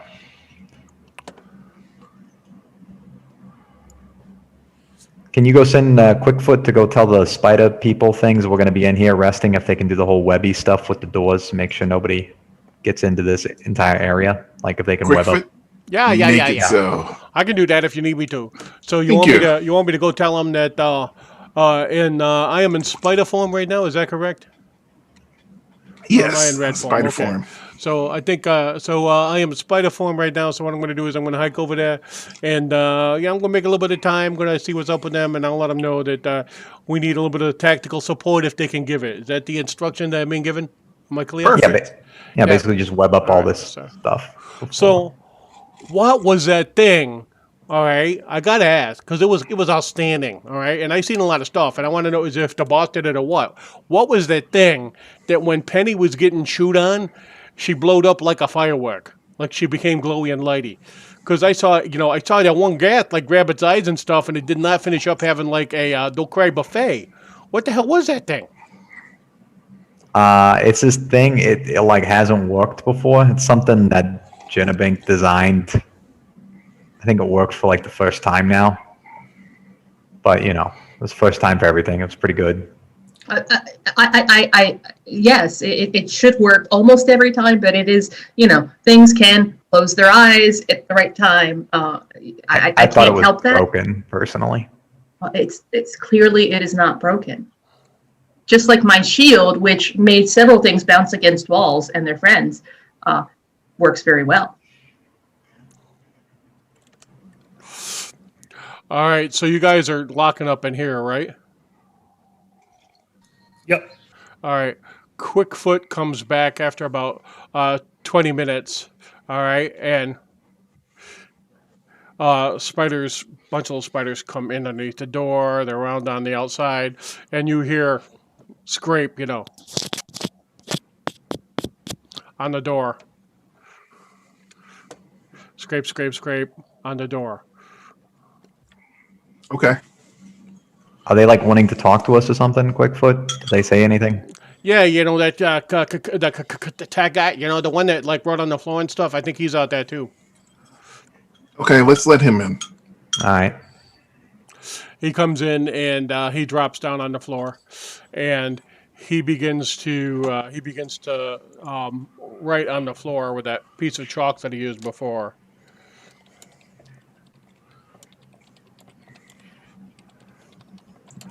Can you understand what he's saying, Quickfoot? Because you could Quickfoot, probably make yeah. this a lot faster if like you do understand the click language thing. Can you All right, so- do like the little hand signals and spidery stuff? So, in a short, with Idris going back and forth, she says, the mistress sends her regards. She wants you to know that she will watch you and keep you safe. And she is tremendously impressed and pleased with your ability to withstand the creatures within. So she's giving you full support. They're going to secure this room, and they're going to secure the main hallway and the stair going down also, or try to.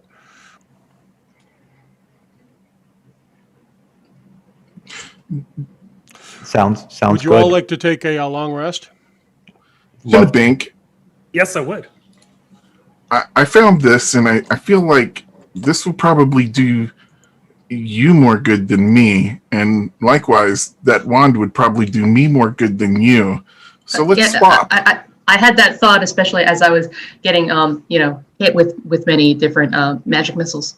And the book that I'll hand you is a manual of creating a golem. It would appear that it's much like the golems that we fought in the main entrance as we come down the stairs that first time. This is excellent. Yes, thank you. Yes. Okay. She will go into a corner and start reading. And I will begin attuning that wand of magic missiles. All right. Why don't you guys trade those items and you can review them? So we are attempting to take a long rest. Is that correct? It is. Correct. Begin the 4,800 rounds.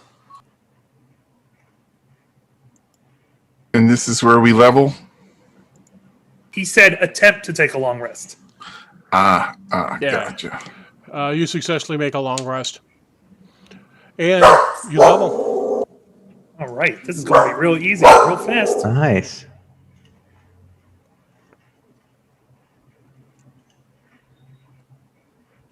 And done.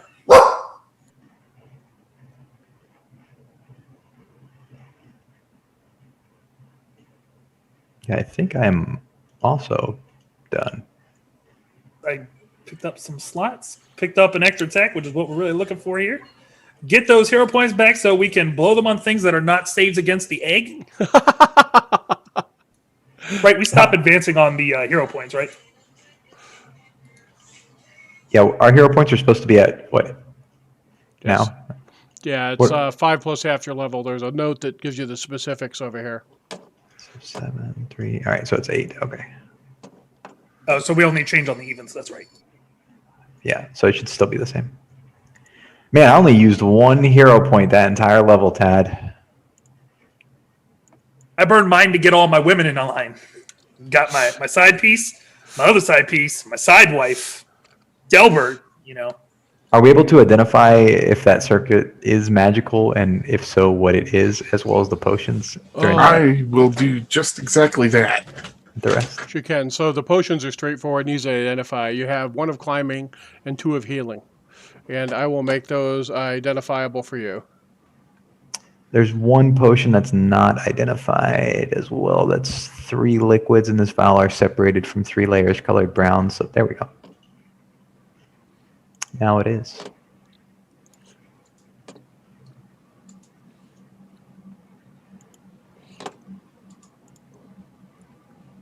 Oh, it's only, so yeah, so you have 4 potions of healing now. In treasure. Let's see. And how are we identifying the little crown there? I think you have identify, right? As a spell, as a ritual. I Delbert. do have a ritually identify. Yeah.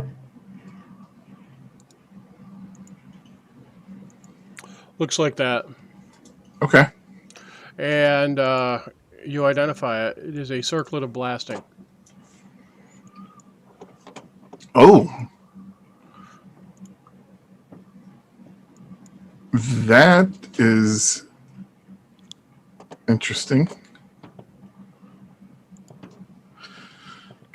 I don't recall exactly what they do. I know it has something to do Casting with. Scorching Rays. Oh, You yeah. can use an action to cast a Scorching Ray. When you make the spell attack, you do so with an attack bonus of +5. Then you can't use it until next dawn. So 1 Scorching Ray spell. Okay. Yeah, it's a once-a-day scorching ray. And Ted, before Yes. we go to sleep for the long rest, I'm going to use my last 2 second-level spell slots to cast Good Berries for 20 Good Berries for today. Excellent. Go right ahead. That makes sense. Let me put that in the notes and hopefully remember about it again.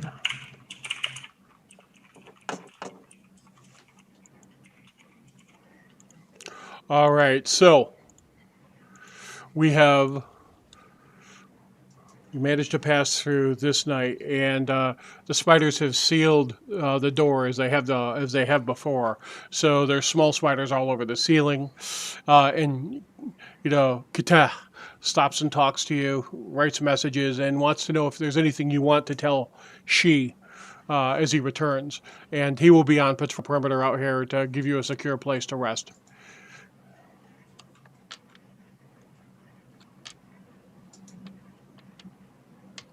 I don't have anything to say. I don't have anything to say to her. All right. Sounds good to me. Either. Says, I The will. queen sends her regards. Thank you, mistress. And he pulls out the spiders, secure the room. It's webbed shut. And you've seen them, if they've done this before for you, it's the same procedure. So 8 hours pass unchallenged. You're able to get a solid rest in here. There are actually enough beds for everybody to have a bed. This is an old guard room. And this one in particular, you already went through and found a little bit of coin. There wasn't a lot, just some odds and ends, sort of stuff that the guardsmen kept. So, a day has passed. So, and this is the second night you slept in a dungeon, I think? I think 3rd, actually. We slept once Third? upstairs. Yeah, that's right. Yeah. So it's the third night Yeah. you slept in a dungeon. All right. What would y'all like to do? Yeah, I don't like the way you said that, Ted, but So just to clarify, overnight I am rebuilding catapult, Yes. and he will have flame breath again. So you've got that table there, right? and you're able to drag catapults up on the table. And you've got your new multi-tool, and just keep working at it to get them reassembled. So, Hey, Penny, can I see one of your shoes really quick? I'm curious about something. So I'll explain what the. Gonna get Go it ahead, I'm back, sorry. right? The shoe. Yeah. Oh, yeah. I want to. So I take an action to add a magical tinkering effect, and I hand it back to Penny. Can you walk around the room once? Yeah. Do you need me to do it like any particular way? No. Just walk. So every time Penny takes a step with that shoe, it makes the like she's one of those like toddlers that has the squeaky shoes. All right, you broke the shoe. You need to fix it. Okay, I'll fix it. I just wanted to see if that worked, and I take an action to take it off. But. Don't ever do that again. So Quickfoot gets up on top of Catapult. All right, and if spiders could rub on you and purr like a cat. So, all right. Anything else we'd like to do? We've identified the circlet. I don't think the circlet requires attunement either. It does not. I'll explain what it is, and we can talk about who should wear it. Excellent. Both Jinnabink and Catapult are unconscious as well. Jenabink will have to sleep at some point. Is she going to receive the PDI of Doom? Do you guys... Oh, am I just being too old school? Do you know what a PDI is? Do you know what the little rascals are? Yeah. Yes. Okay. So you remember the dog they had, Petey, who had the big black circle around its eye? Oh, yeah. Hypothetically, in college, if you fell asleep in somebody else's room back at SUNY Oswego, you would receive a PDI with a Sharpie if that was a result of excessive consumption of alcohol. So, all right. So I'm sorry. I just wanted to trip a little bit old school for you. Let's continue. Does anybody have a problem with me taking this circlet? No, I think that's an excellent use of your talents. You seem to be very good with inflaming things. Blowing things up? Very good. Yes. Your ability to cause conflagrations is great.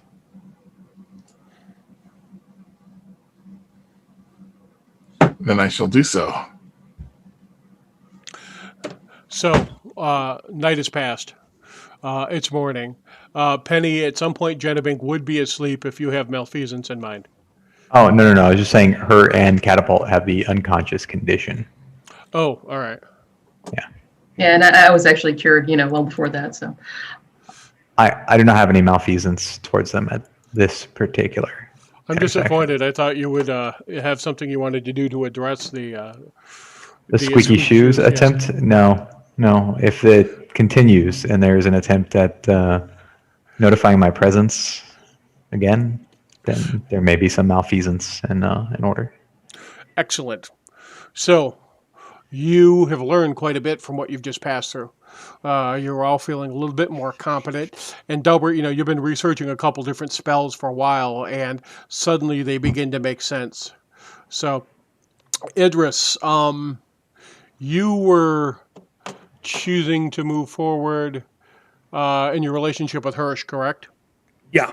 All right. I owe him a couple more relationships. Well, you're dreaming, and as you dream, you're playing cards with Hirsch. And so Hirsch is, talking to you about, here's some things you need to know. Now, so he's talking to you a little bit about how to fight.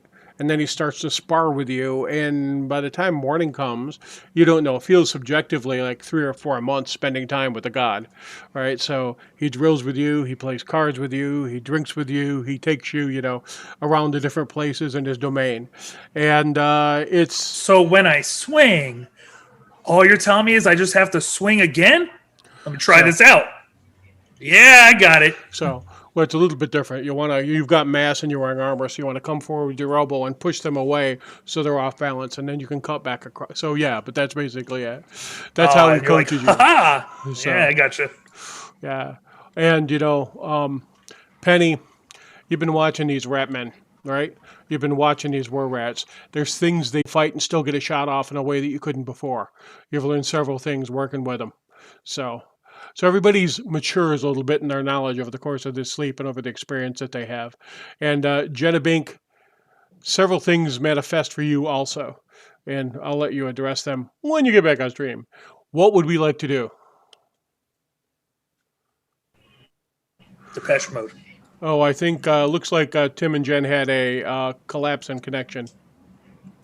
That was you. No, that was you. Yeah, it was just you. That was yeah. me? Yep. Okay. That was you. Yep. Yeah, you're back now. It's raining out there, so it very well could be. That's what a time stop looks like. Yeah. But So, we copied Ratman. Jenna Bink, you are clearer on both things you can do in terms of infusions, but also some new things manifest for you. And Jenna Bink, I want you to make a single insight check in the tower. Okay.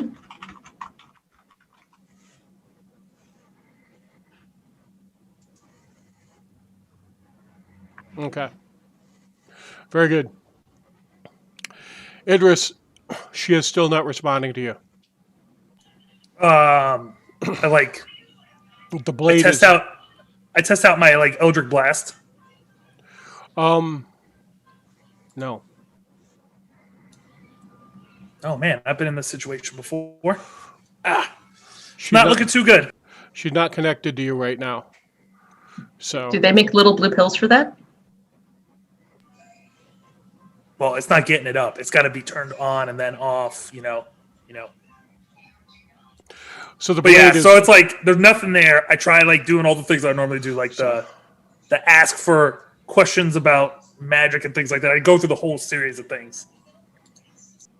so normally you talk to her, and when you go to talk to her and reach out to her, she's just not there. So it's normally, like there's another voice in your head. But this is like the other voices.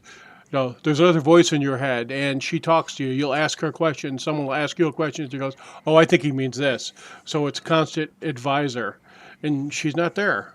And when you reach for the power that she normally shares with you, she's not there as a receptacle. So now go ahead. So at first, he's like, "Oh shit," but then he's like, "Oh shit!" Wait till I tell the Inquisitor I'm clean. Go ahead and make Arcana check, and I'll actually give you advantage on this Arcana check because of your relationship with her. Oh, I totally would, but it looks like my fantasy grounds went through a reset. Yeah, my connection went belly up. So I'll get you that check in just a second. All right, I'll roll it for you. Don't worry. There you go. I'll watch the stream 30 seconds from now to see how good I was.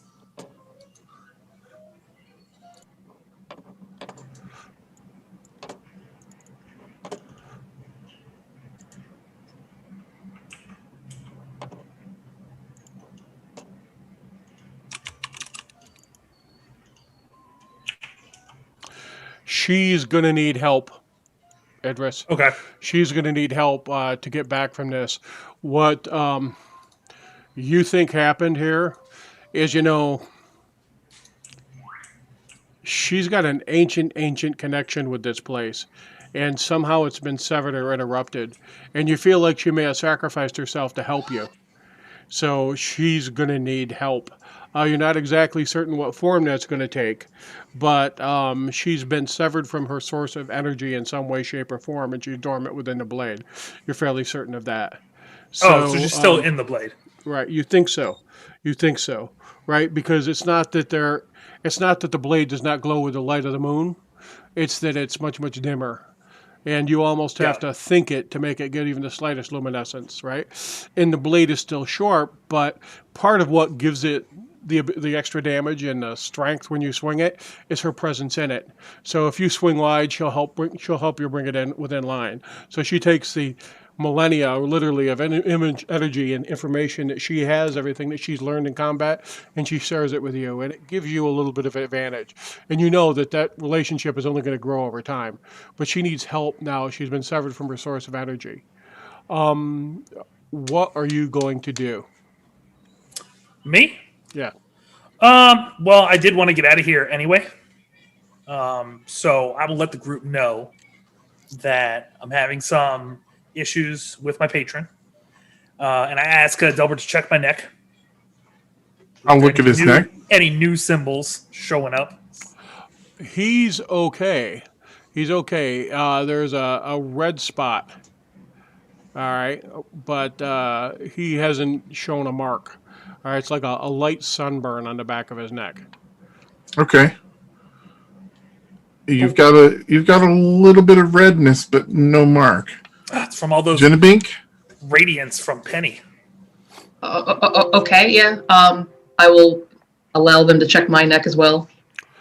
Jen, how many times have you communed unsuccessfully with the egg? 3 out of 8. She seems to be okay. Okay. Nobody else went down, but we should all make it a habit of checking each other thoroughly. So I'll turn around and let them look at my neck as well. Is that a mole? Yeah.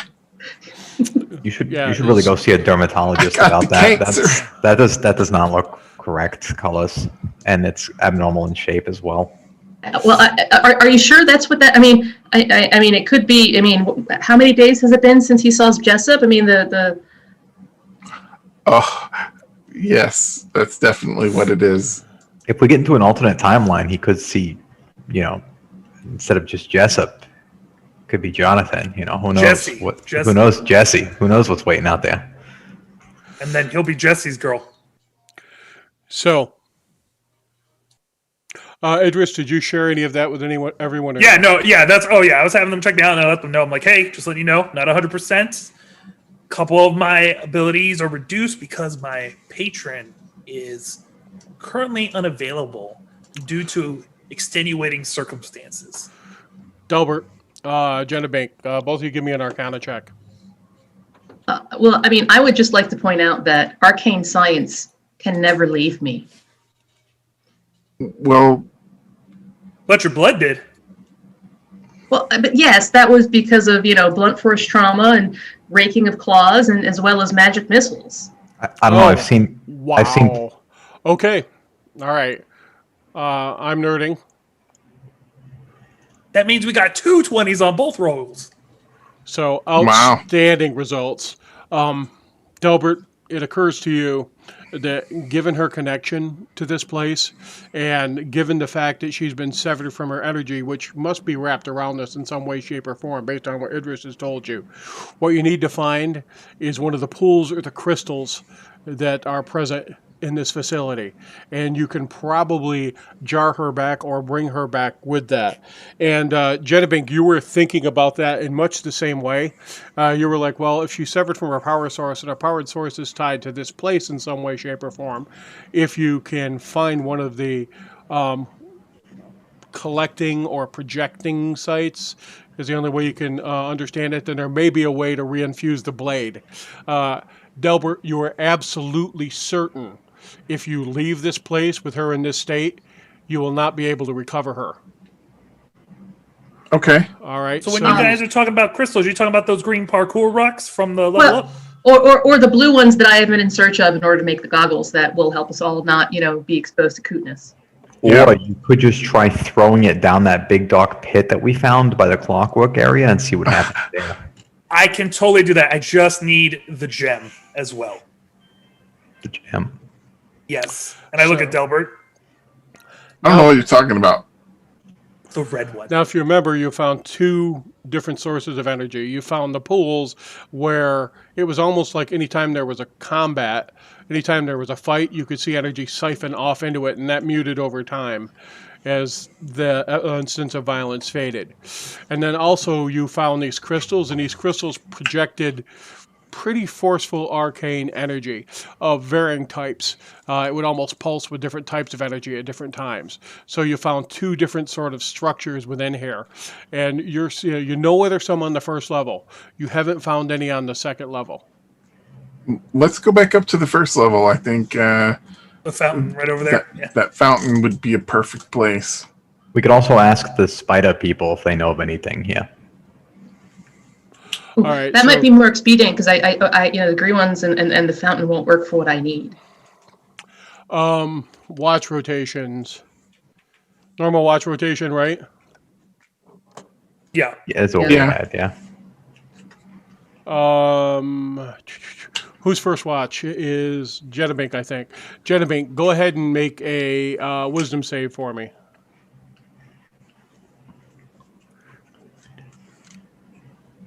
It's watch orders on the party sheet. It's Idris, me, Delbert, and then Jennifer. All right. Idris, go ahead and make... well, I had Jedabink do it. You're good. Jedabink, no clue. All right, so it was your watch. So you feel like somebody's watching you, but you're not totally certain. So, all right. So you guys ask the spiders to release you. They consume the webs. Takes about 10 minutes for them to get the door unwebbed, but they get the door unwebbed. All right. And waiting outside when you step out is Kata. All right. And it bows to you. And it writes on the floor. And Idris can't read it. To ha. Yo, you're writing this wrong, bro. All right. Kata. Can we get quick foot in here? Because clearly that was an ability that Idris got from his patron. This is very interesting to find out how many things Idris can no longer do. It's also very dark. I'm busting out some light sources. What are you Clickety-clack. doing? Do you need something? I can make something light up for you, Idris, if that's easier. I've got this. It's dark in here. Does it have a stroke? I will put light on the sword. Wow. It leans forward with the chalk and writes again. My friend got hit in the head and suffered like some sort of injury, and he can't read anymore. It We seems can't read. Delbert, you used to be able to read this. Well, Quickfoot can. Well, I guess he can't read that, but he can communicate with the thing directly by doing the spider. No, he's a Jig. spider who speaks common still. Ah, all right. All right. Because rats speak common. Right. So these rats do because they're sentient, right? So it it sees you don't understand, and it gestures like this. Oh, okay. I'll follow it. Yeah, I'll follow it as well. Yeah, we'll follow. All right. It leads you back to here. All right. So it takes you down this corridor.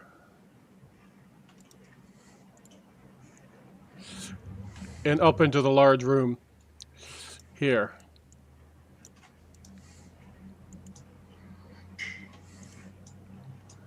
Oh, this is where I last negotiated with their leader.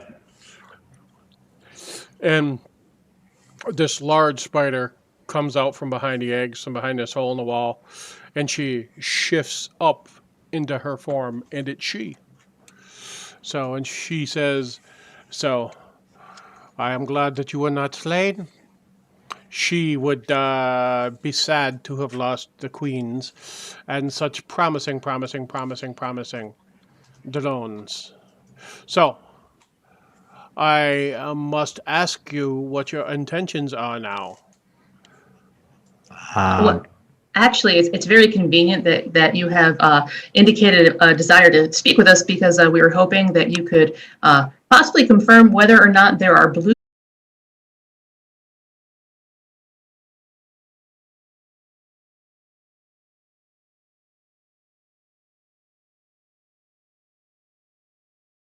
So, Yeah, I'm having internet connection issues here.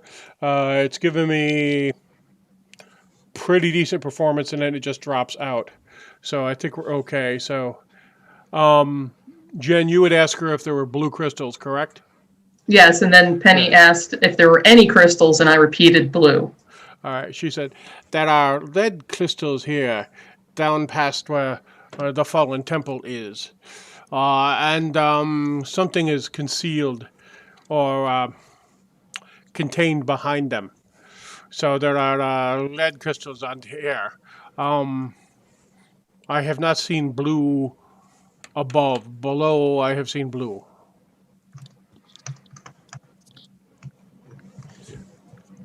Um, where did you see the red ones here?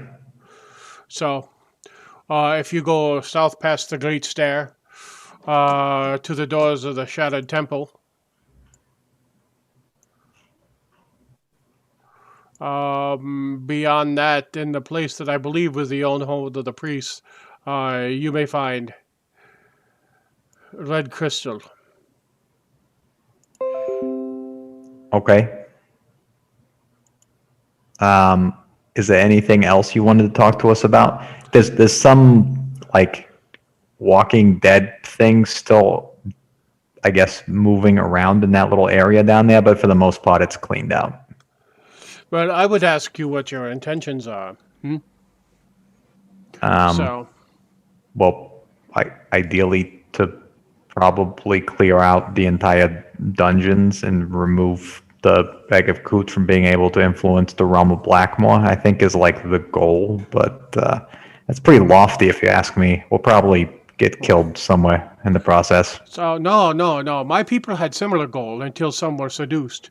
The other sisters bear the mark on the back, and as you see, I was able to break from his influence. So we came to purge the darkness from our land in the way that you do here, but we have lost our gate.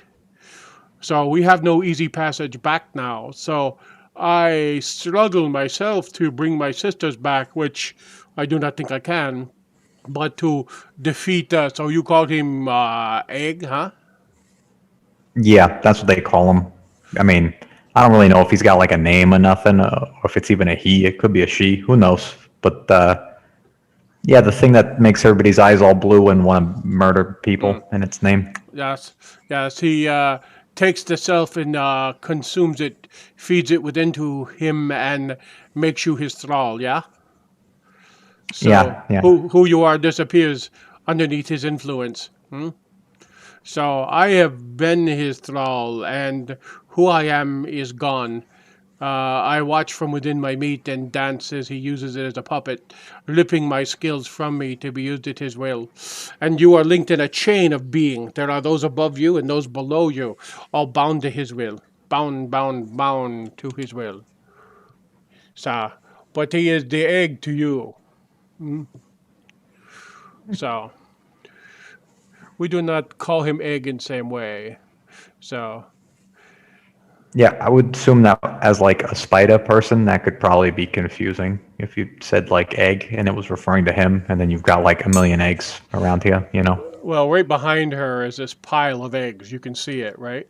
And she reaches back behind her. All right, and she pets this huge sack of eggs. It's about 3 foot wide. All right, she pets it, and she goes,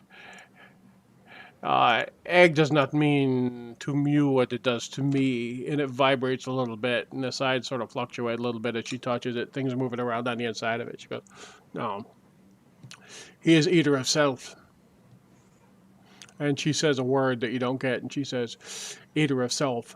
And there's connotations of, when they web and consume someone and feed off of him, there's connotations of that in the little translation. That's kind of what you're getting from her as she tries to walk you through the word. So they consider him he who feeds on them. So she says, so what is your intention then? I wish to see if you were as strong as I thought you were. And I have told you I will not risk what is left of my drones or my babies, my young ones. I will not. So, at least not for these things. I have things that I would wish them for if we could find common ground. What are your intentions? What do you want? Well, my sisters must be converted or slain. I can bring you to them. I can bring you into their space. And they have read. They have bled spider with worm. Hmm? And the way she says worm, it's got a Y in it, not an O. So we found a black, and we captured and subdued it, and we spun one of us around it and worked our magics of change. So it sits below on the hoard of things we have collected, and they worship it now as a false god. And its possession by the coot was our possession. So, spider, dragon, one thing, I will say it in that way for you so it is clear. Down below, it must be slain, and my sisters must be slain also. If this is done, those cavern complexes wrap down around into deeper levels. They give you other access than the stair. And you have seen now, the stairs are no easy thing to traverse. So, points of access between levels, especially common ones that reach many, many, many levels up and many, many levels down, those are fought for. Those are defended, as you see. I have a way to pass within to the realm of the Aranya and fight them. And I go with you. So, down the hall are the constructs, yes? Have you figured out how to make them walk and serve your will? Well, kind of. I would need more research time in my workshop, but every time I go to sit down, I get pulled away. But I do have this excellent manual that once I have a chance to thoroughly read through it, I believe that I will have a better option because the options right now are not very tenable. So having read We also through got my to fix that manual, broken panel you hit. having read through my manual, did I learn anything new? Like, how close am I to? That specific manual allows you to create a soldier golem. And that is the golem, the golems that came forward with the halberds and they made 4 quick attacks, clunked for a round, and then kept on fighting. You can make one of those. And it will serve you in the way that a golem would. So it's like a CR2 creature, but it would be your servitor in the same sort of way that Catapult is. You can see from within. Go ahead and give me an Arcana check, Jen.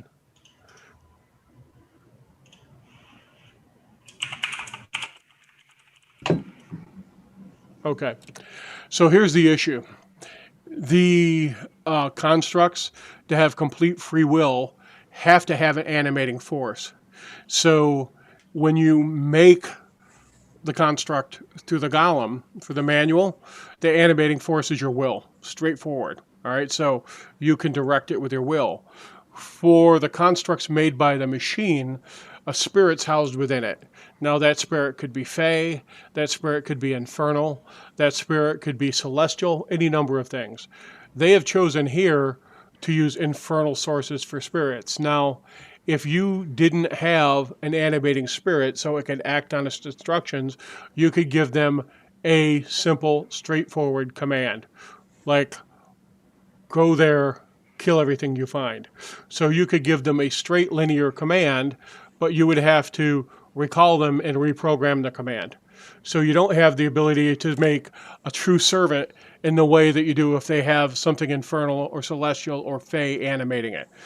So, and you physically don't have the capacity or the ability to function as a source of power and will and individuality for all of these.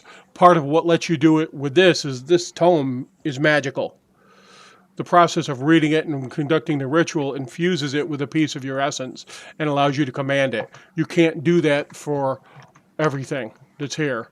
All right, so that's kind of what you've got. So there's a way for you to control it, and if you don't imbue them with a soul, if you don't steal life energy from something else and embed it in it, um, they're they can be given simple instructions, but not complex instructions or perform a complex role.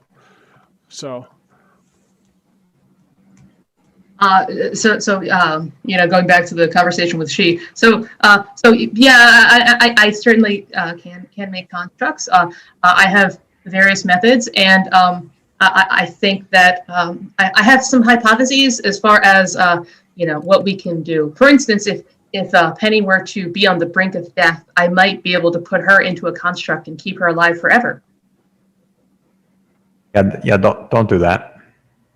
I mean, it wouldn't. Would it really be that bad? I mean, you at least wouldn't die, and you'd be a cool metal thing that I made.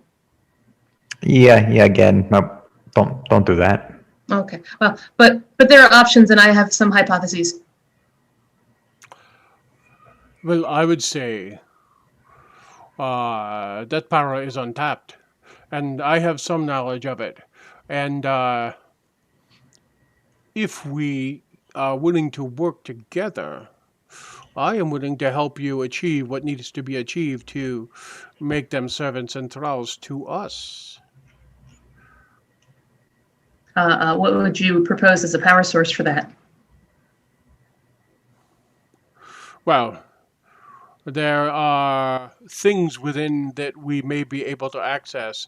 They must have had a source, a gateway to extract infernal energy, infernal souls, infernal sources. They must have had. We should find it and harness it if we can.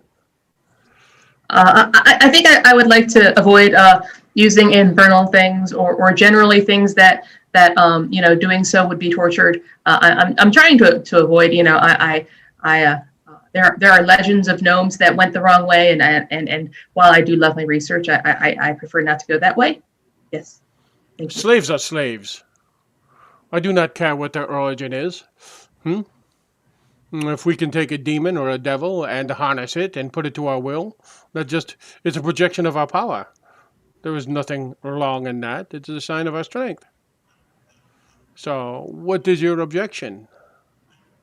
It's kind of like using dirty oil to power a machine. It's just a bad idea. So I'll keep researching it, and certainly if I come up with anything good, you and I can chat, and we can create an army of constructs just like I want. But right now, I'm not really thrilled with my prospects. Yep. Well, the five of you, and she includes Quickfoot in that.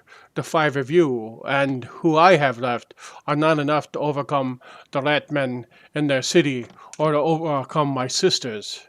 We need more force behind us to do so. Okay. So, I have set before you my need. So, also, may I have a drone? It depends on what you want to do with the drone. I have need of its seed. Oh, Idris, I think that you're good for this.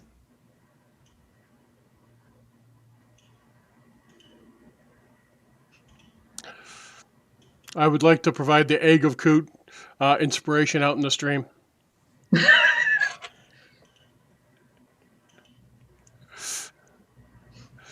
So, either one is fine. The dark haired or the blonde. So, why not both? Why not both? What are you using the seed for, if you don't mind me asking? Oh, you have met Kate? Yes. Yes.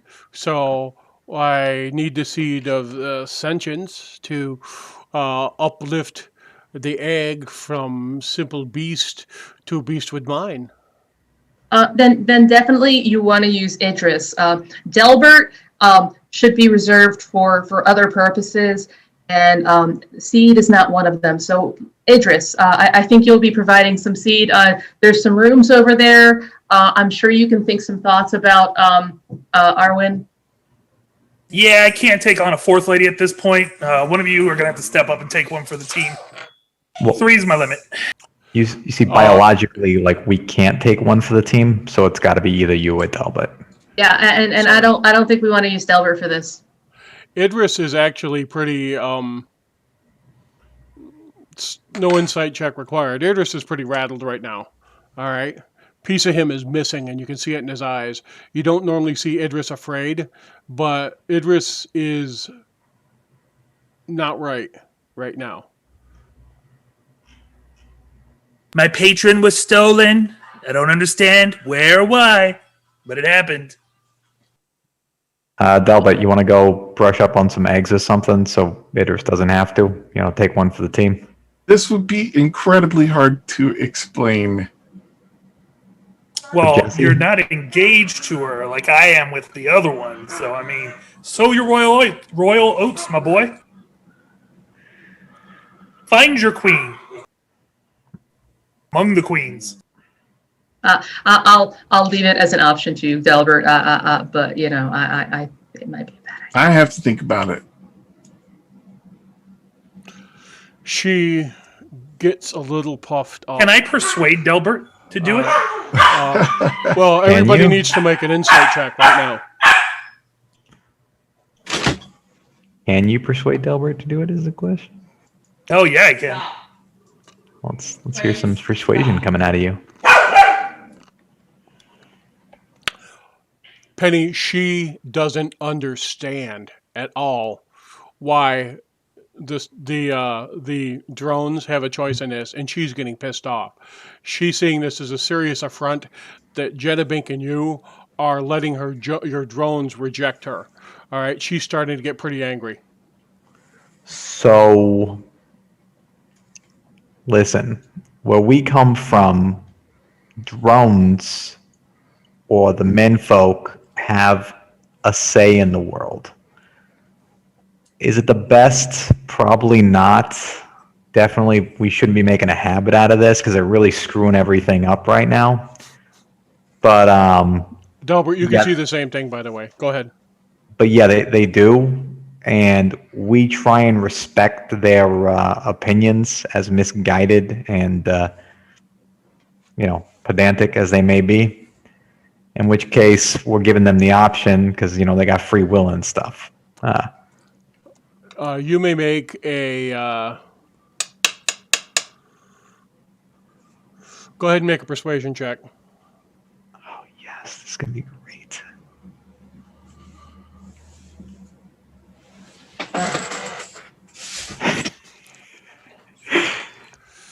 It is a drone. Drones exist to serve. If it will not serve me, it is not serving you. It is your will that expresses its. It's foolish and ridiculous to say that a male thing gets to choose who and when it has sex with. It is their duty to provide that service when a queen requests it. I, as a queen, as a token of our alliance, request service from one of your drones. We understand what she's saying, right? Did I speak to you, drone? Cool. I figured that one out in person. Yeah, I'm gonna turn my attention toward Delbert and I'm gonna start blowing all my powers off. Yeah, so I'm gonna turn over to him. All of a sudden, Okay. Idris looks a lot more shiny, a lot more cleaned up. The vacant look in his eyes kind of disappears. He has a goal in mind here as he focuses all his attention on you. Okay. Looks at you and says, "Look, Delbert, sometimes as nobles, and you would know this because I know your father has taught you many times, sometimes we have to do these things for the state. And we have been sent down here by King Uther. I mean, our after-action reports, if we do not make this alliance and secure the dungeons, it's not going to look good on us. And I'm already engaged, plus with a mistress. It's not looking good for me to take on a fourth. But you currently are not engaged with any other house. This will potentially bring you more allies more opportunities to expand your house's influence, not just above ground, but below ground, and show your parents, especially your father, that you understand that sometimes sacrifices are made for the state and for the greater good of everyone here. And I'm going to throw a hero point on top of that. So, did you just say? Well, go ahead, make your roll. Yeah, so I'm going all out on this is why we have the state here. All right, here we go. It's on me. Yep, it's on me. It's on me. There we go. Let's do this. In the tower. Wait, that is not the skill. But yeah, I'm turning full up on this one.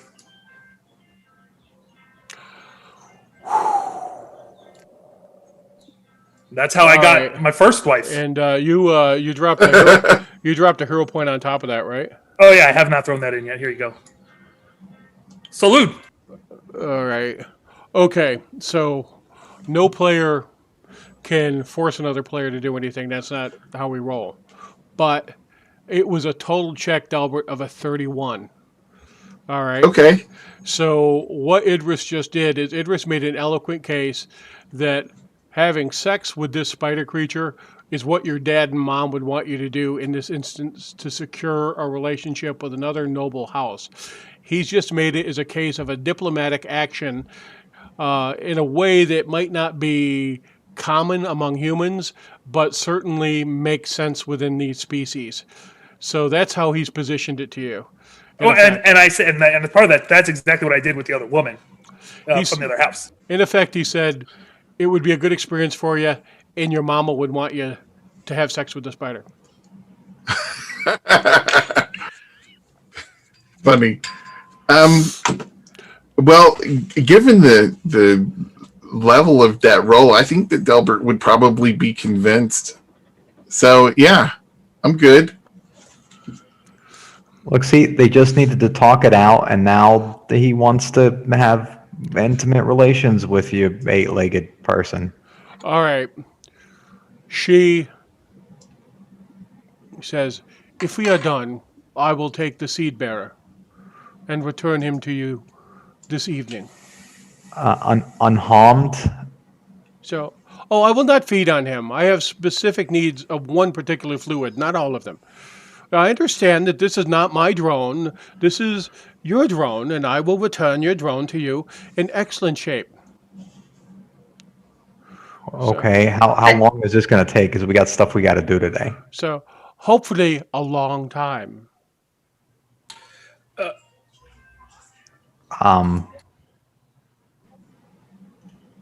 Yeah, that doesn't. I mean, a long time is I need him for a day. a whole day. Yes. Oh, yeah. Have I heard Delbert speak Dwarven before? Yeah, you guys know which language you all speak. Do you speak Dwarven, Delbert? I believe that I do, yes. Okay. All right, so I got nothing. Never mind. Yes, Dwarvish. Elvish, I will try and Kumasi. use my deception while I'm still in here. As soon as I hear and burn that off. Oh my God! Okay. And so I'm using my deception and I'm focused on Penny with the last of my ability. And I'm like literally like motioning towards my pocket as, skillfully as I can and like trying to convey to Penny, get the seal. I'll give an insight, I guess, to try and. It's a 28. Absolutely pure. He rolled a nat 20. Pure communication to you. She's not aware of what he's saying. Basically, he's like, get this, when she's all enraptured with Delbert, and Delbert's looking at her going, I'm going to man up here. This is what we got to do. You see Idris go, get the seal. Delbert, I believe in you. You're a strong man. You'll do us proud. We got to go get Idris his mojo back. And I think Genevieve wants to study some stuff, so we'll see you in a couple hours, bud. I'll tap him on the shoulder. Are you making a sleight of hand check? Okay. I did, yes. Okay.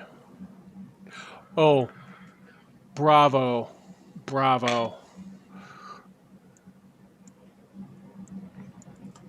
So You kind of snag it on the belt pouch on the way out. And Delbert, you look down, and Penny's trying to get the king's letter and seal out of your belt pouch. The seal? Yeah. You know what? I'll trust him and let him take it. So you just hand it to her?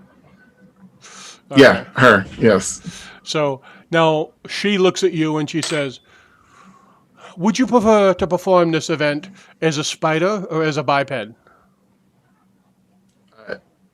As a spider is an option, let's do that.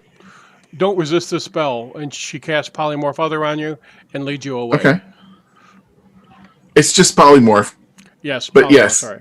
Sorry. My 2.0, 1.0 was kicking in. So she casts polymorph on you and leads you away. All right. So Delbert has things to do. And Delbert, we are going to fade to black on the salacious details, obviously. But you'll have a chance next session to have a really effective conversation with her and find out some potentially interesting things. So, just pillow talk, Delbert. Pillow talk. Pillow talk. Penny, Idris, and Jenabink, what are you doing? Well, the glow falls off of Idris. What he just did, even though he made a good case, he feels really bad about what he did to him. But he was not in the emotional state to perform and realize that things were going to get messy. So he regrets manipulating Delbert in that way, with the family and all that stuff. But he's also so much else because he didn't know spider was an option. He thought he was going to have to do person to spider. So, but he's not trying to skip out on him. Like, I mean, when he's done, Penny and them probably look at him. He's like, no, we're going to make sure we get him. It's just, we don't know what their intentions are. They clearly, agitated with us, even though we're allies. So we may have to go in there and save them from a sticky situation. Understood. So Idris is really like, oh man, I can't believe I had Delbert do that. So it's actual guilt from Idris. Is that what I'm hearing? Yeah. All right. Well, it's going to be interesting seeing you role play that through with Delbert when Delbert comes back from Bow Chicken Wow Wow. So, okay.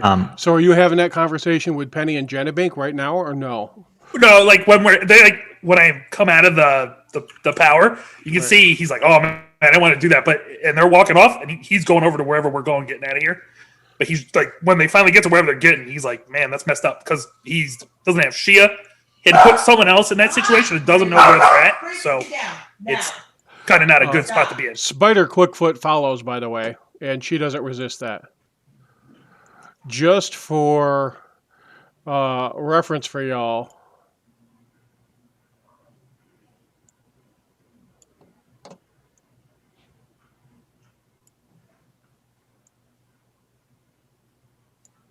Oh, he's going to go to a nice little bear rug and everything? Bow Chickawaw right there. Yep, you got it. And it's some sort of lizard. It's not some sort of bear. But anyhow, so that's all. You go off and do what you're doing. So for the rest of the party, where are you going as you're discussing this? What's the plan?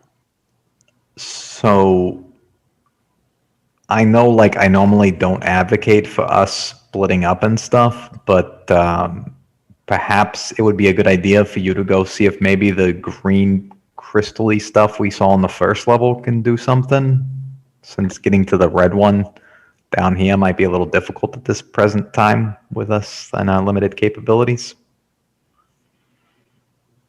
Well, and I there's always the fountain. The fountain is right next to my workshop upstairs. Will that work? Didn't we think that would work, Ted? Yeah, you thought that there were two options there. One's a collector, one seems to be a projector of some sort of energy, right? The crystals seem to emanate, the pool seemed to collect. So just has to be energy present would be your guess. All right. Yeah, no, I think Delbert and I had a very good conversation about this, and I believe the fountain will work. All right. Well, if that's going to work, we can try the fountain too. And then while that's all going on, you can do some research and stuff. That sounds excellent. Because you've been wanting to research inside the lab this entire time. but I really don't want to leave you alone in there, even with catapult, because like the whole rat people and stuff could go in there and try and murder you while you're very deep in research. I suppose I could run fairly quickly if I needed to. Do you guys have an estimate, you and Delbert, how long this thing will take with the fountain? Like if he sticks the sword in, or how that's going to work? Like, is this going to be a long process? Because you could just come with us, and then we can just sit there and watch you while you research. And I don't know. What is my estimate for how long it will take to recharge the sword? It's an experimental process. It's hard to forecast. You don't really have experience with it. You have to go and see how the sword reacts to the environment. Both environments, you're going to have to check which order they should be exposed. I mean, there's a series of things you have to work through. So you're not certain. There's a lot of variables, Penny. You know what? I think I should go with you. I think this alone is worth a white paper and publishing later. So why don't I go with you, and we can discover the way that a patron is called back into a magical sword through the use of crystals and pool energy.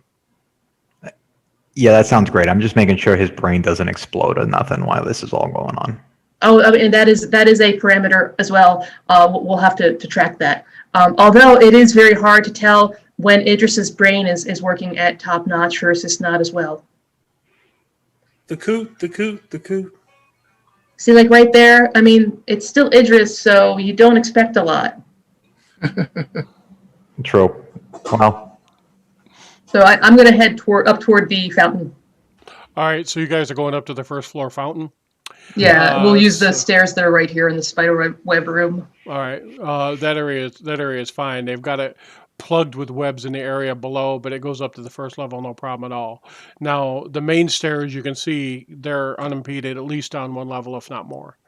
But anyhow, you go back up to the first level and you head towards the fountain, and I think that might be a good place for us to stop for tonight. So we will have also, given I've got a twitchy internet connection right now, so another issue. So a couple things. First thing, next week we will have Delbert interacting with she in the Arania and trying to figure out what's going on there. And then the rest of you will begin to puzzle through what's happened to Shia as she stepped forward literally to save Idris. So we will see how that works. Good run today. Interesting run. I really respect how well you guys handled some really challenging combat situations. It was excellent work on your part and great use of your abilities. So, esteem from the DM. And let's sort of roll through some things here. Just sort of get everybody's recap from the episode. Given the funk, I'm going to start with Delbert. Delbert, what's going on for you? Where is Delbert at? And what'd you like today? Man, a lot of stuff happened today. It was interesting. A lot of different elements just kind of came together all at once, and not just she and Delbert, but other things too. Glad to have the wand. That's probably going to come in pretty darn handy, and I think that the golem will serve Jinnabink better than it would serve Delbert. Although it would be cool, I think that that's kind of Jinnabink's thing. So it makes more sense for Jinnabink to have the extra golem. So now she can have both the golem and catapult at the same time. That's almost like getting another attack. It is, and the thing with the golem is she doesn't have to burn actions on. The golem is able to act. Now it's CR2. It's CR2. When it's gone. But it gives her, really effective high utility tool and ally, or guardian, or however she wants to use it. So it's pretty cool. So, yeah, I'm pumped. I think it's going to be interesting to see what you're like when you have a wand of magic missiles, because Delbert has a tendency to take on everything and blow through all his spells with total disregard for running out of inventory. And now you've got a wand and you've got the circlet. So that's like, long rest? Who needs a long rest? I got spells left. So that's going to be fun to watch. So I have 18 D4s. that's right. So, and if you're up for it, you could drop 9 of them in one round. Can't you Glock it? I thought you could cast it. Could, but why? You're just giving up. You're burning extra stuff for one D4. Nah. Yeah. All depends on how bad the opponent is and if you really need to drop him that round or not. But all right, Idris, you're up. Well, Idris had to practice the tentative Hirsch known as know when to fold them today. Yeah. So yeah, he folded on his patron. He folded on his noble bad boy. But in a strange way, it's like he filled the trunk for Delbert because Delbert's going to have spider sex. And that's going to be something for him that no one's going to know what that's like except for him. And he probably thinks it was better that Delbert went in there because if someone's going to end up getting talked to, he's probably the better person. You know, Idris will say some crazy stuff. So, You know it's unusual when you pass up to the next tier of power to have personal tutelage by your god. You know that's unusual. And when it was time for you to learn new things, Hirsch was right there doing it with you. And so he clearly holds you high in his esteem, and you're working in many ways to become his avatar. I respect that you trust me because pulling character abilities from you for any period of time is, that's a tough thing to ask a player to absorb. But, you trust me and you know it's going to be a good part of the story. I give you a quick story. I used to be a cleric in another game, and somebody destroyed an artifact in front of me, and I didn't make the save. And I was locked out of all my cleric abilities, 4 levels worth, forever. So I've been down this road before. I've been an archer with no hand, so I'm cool. I'm good. Oh, I won't do that to you. It's going to be an interesting part of the story, and it will make sense and be very, very fun when we're on the other side of it. But I really respect how well you're trusting me and moving forward. So, Penny, I never thought about cutting your hands off. That's a great idea. Yeah, How you doing, it's Matt? great. I'm doing great. So, folks, I got 41 hit points in on Penny this week. That's a personal best. It was never again, Dad.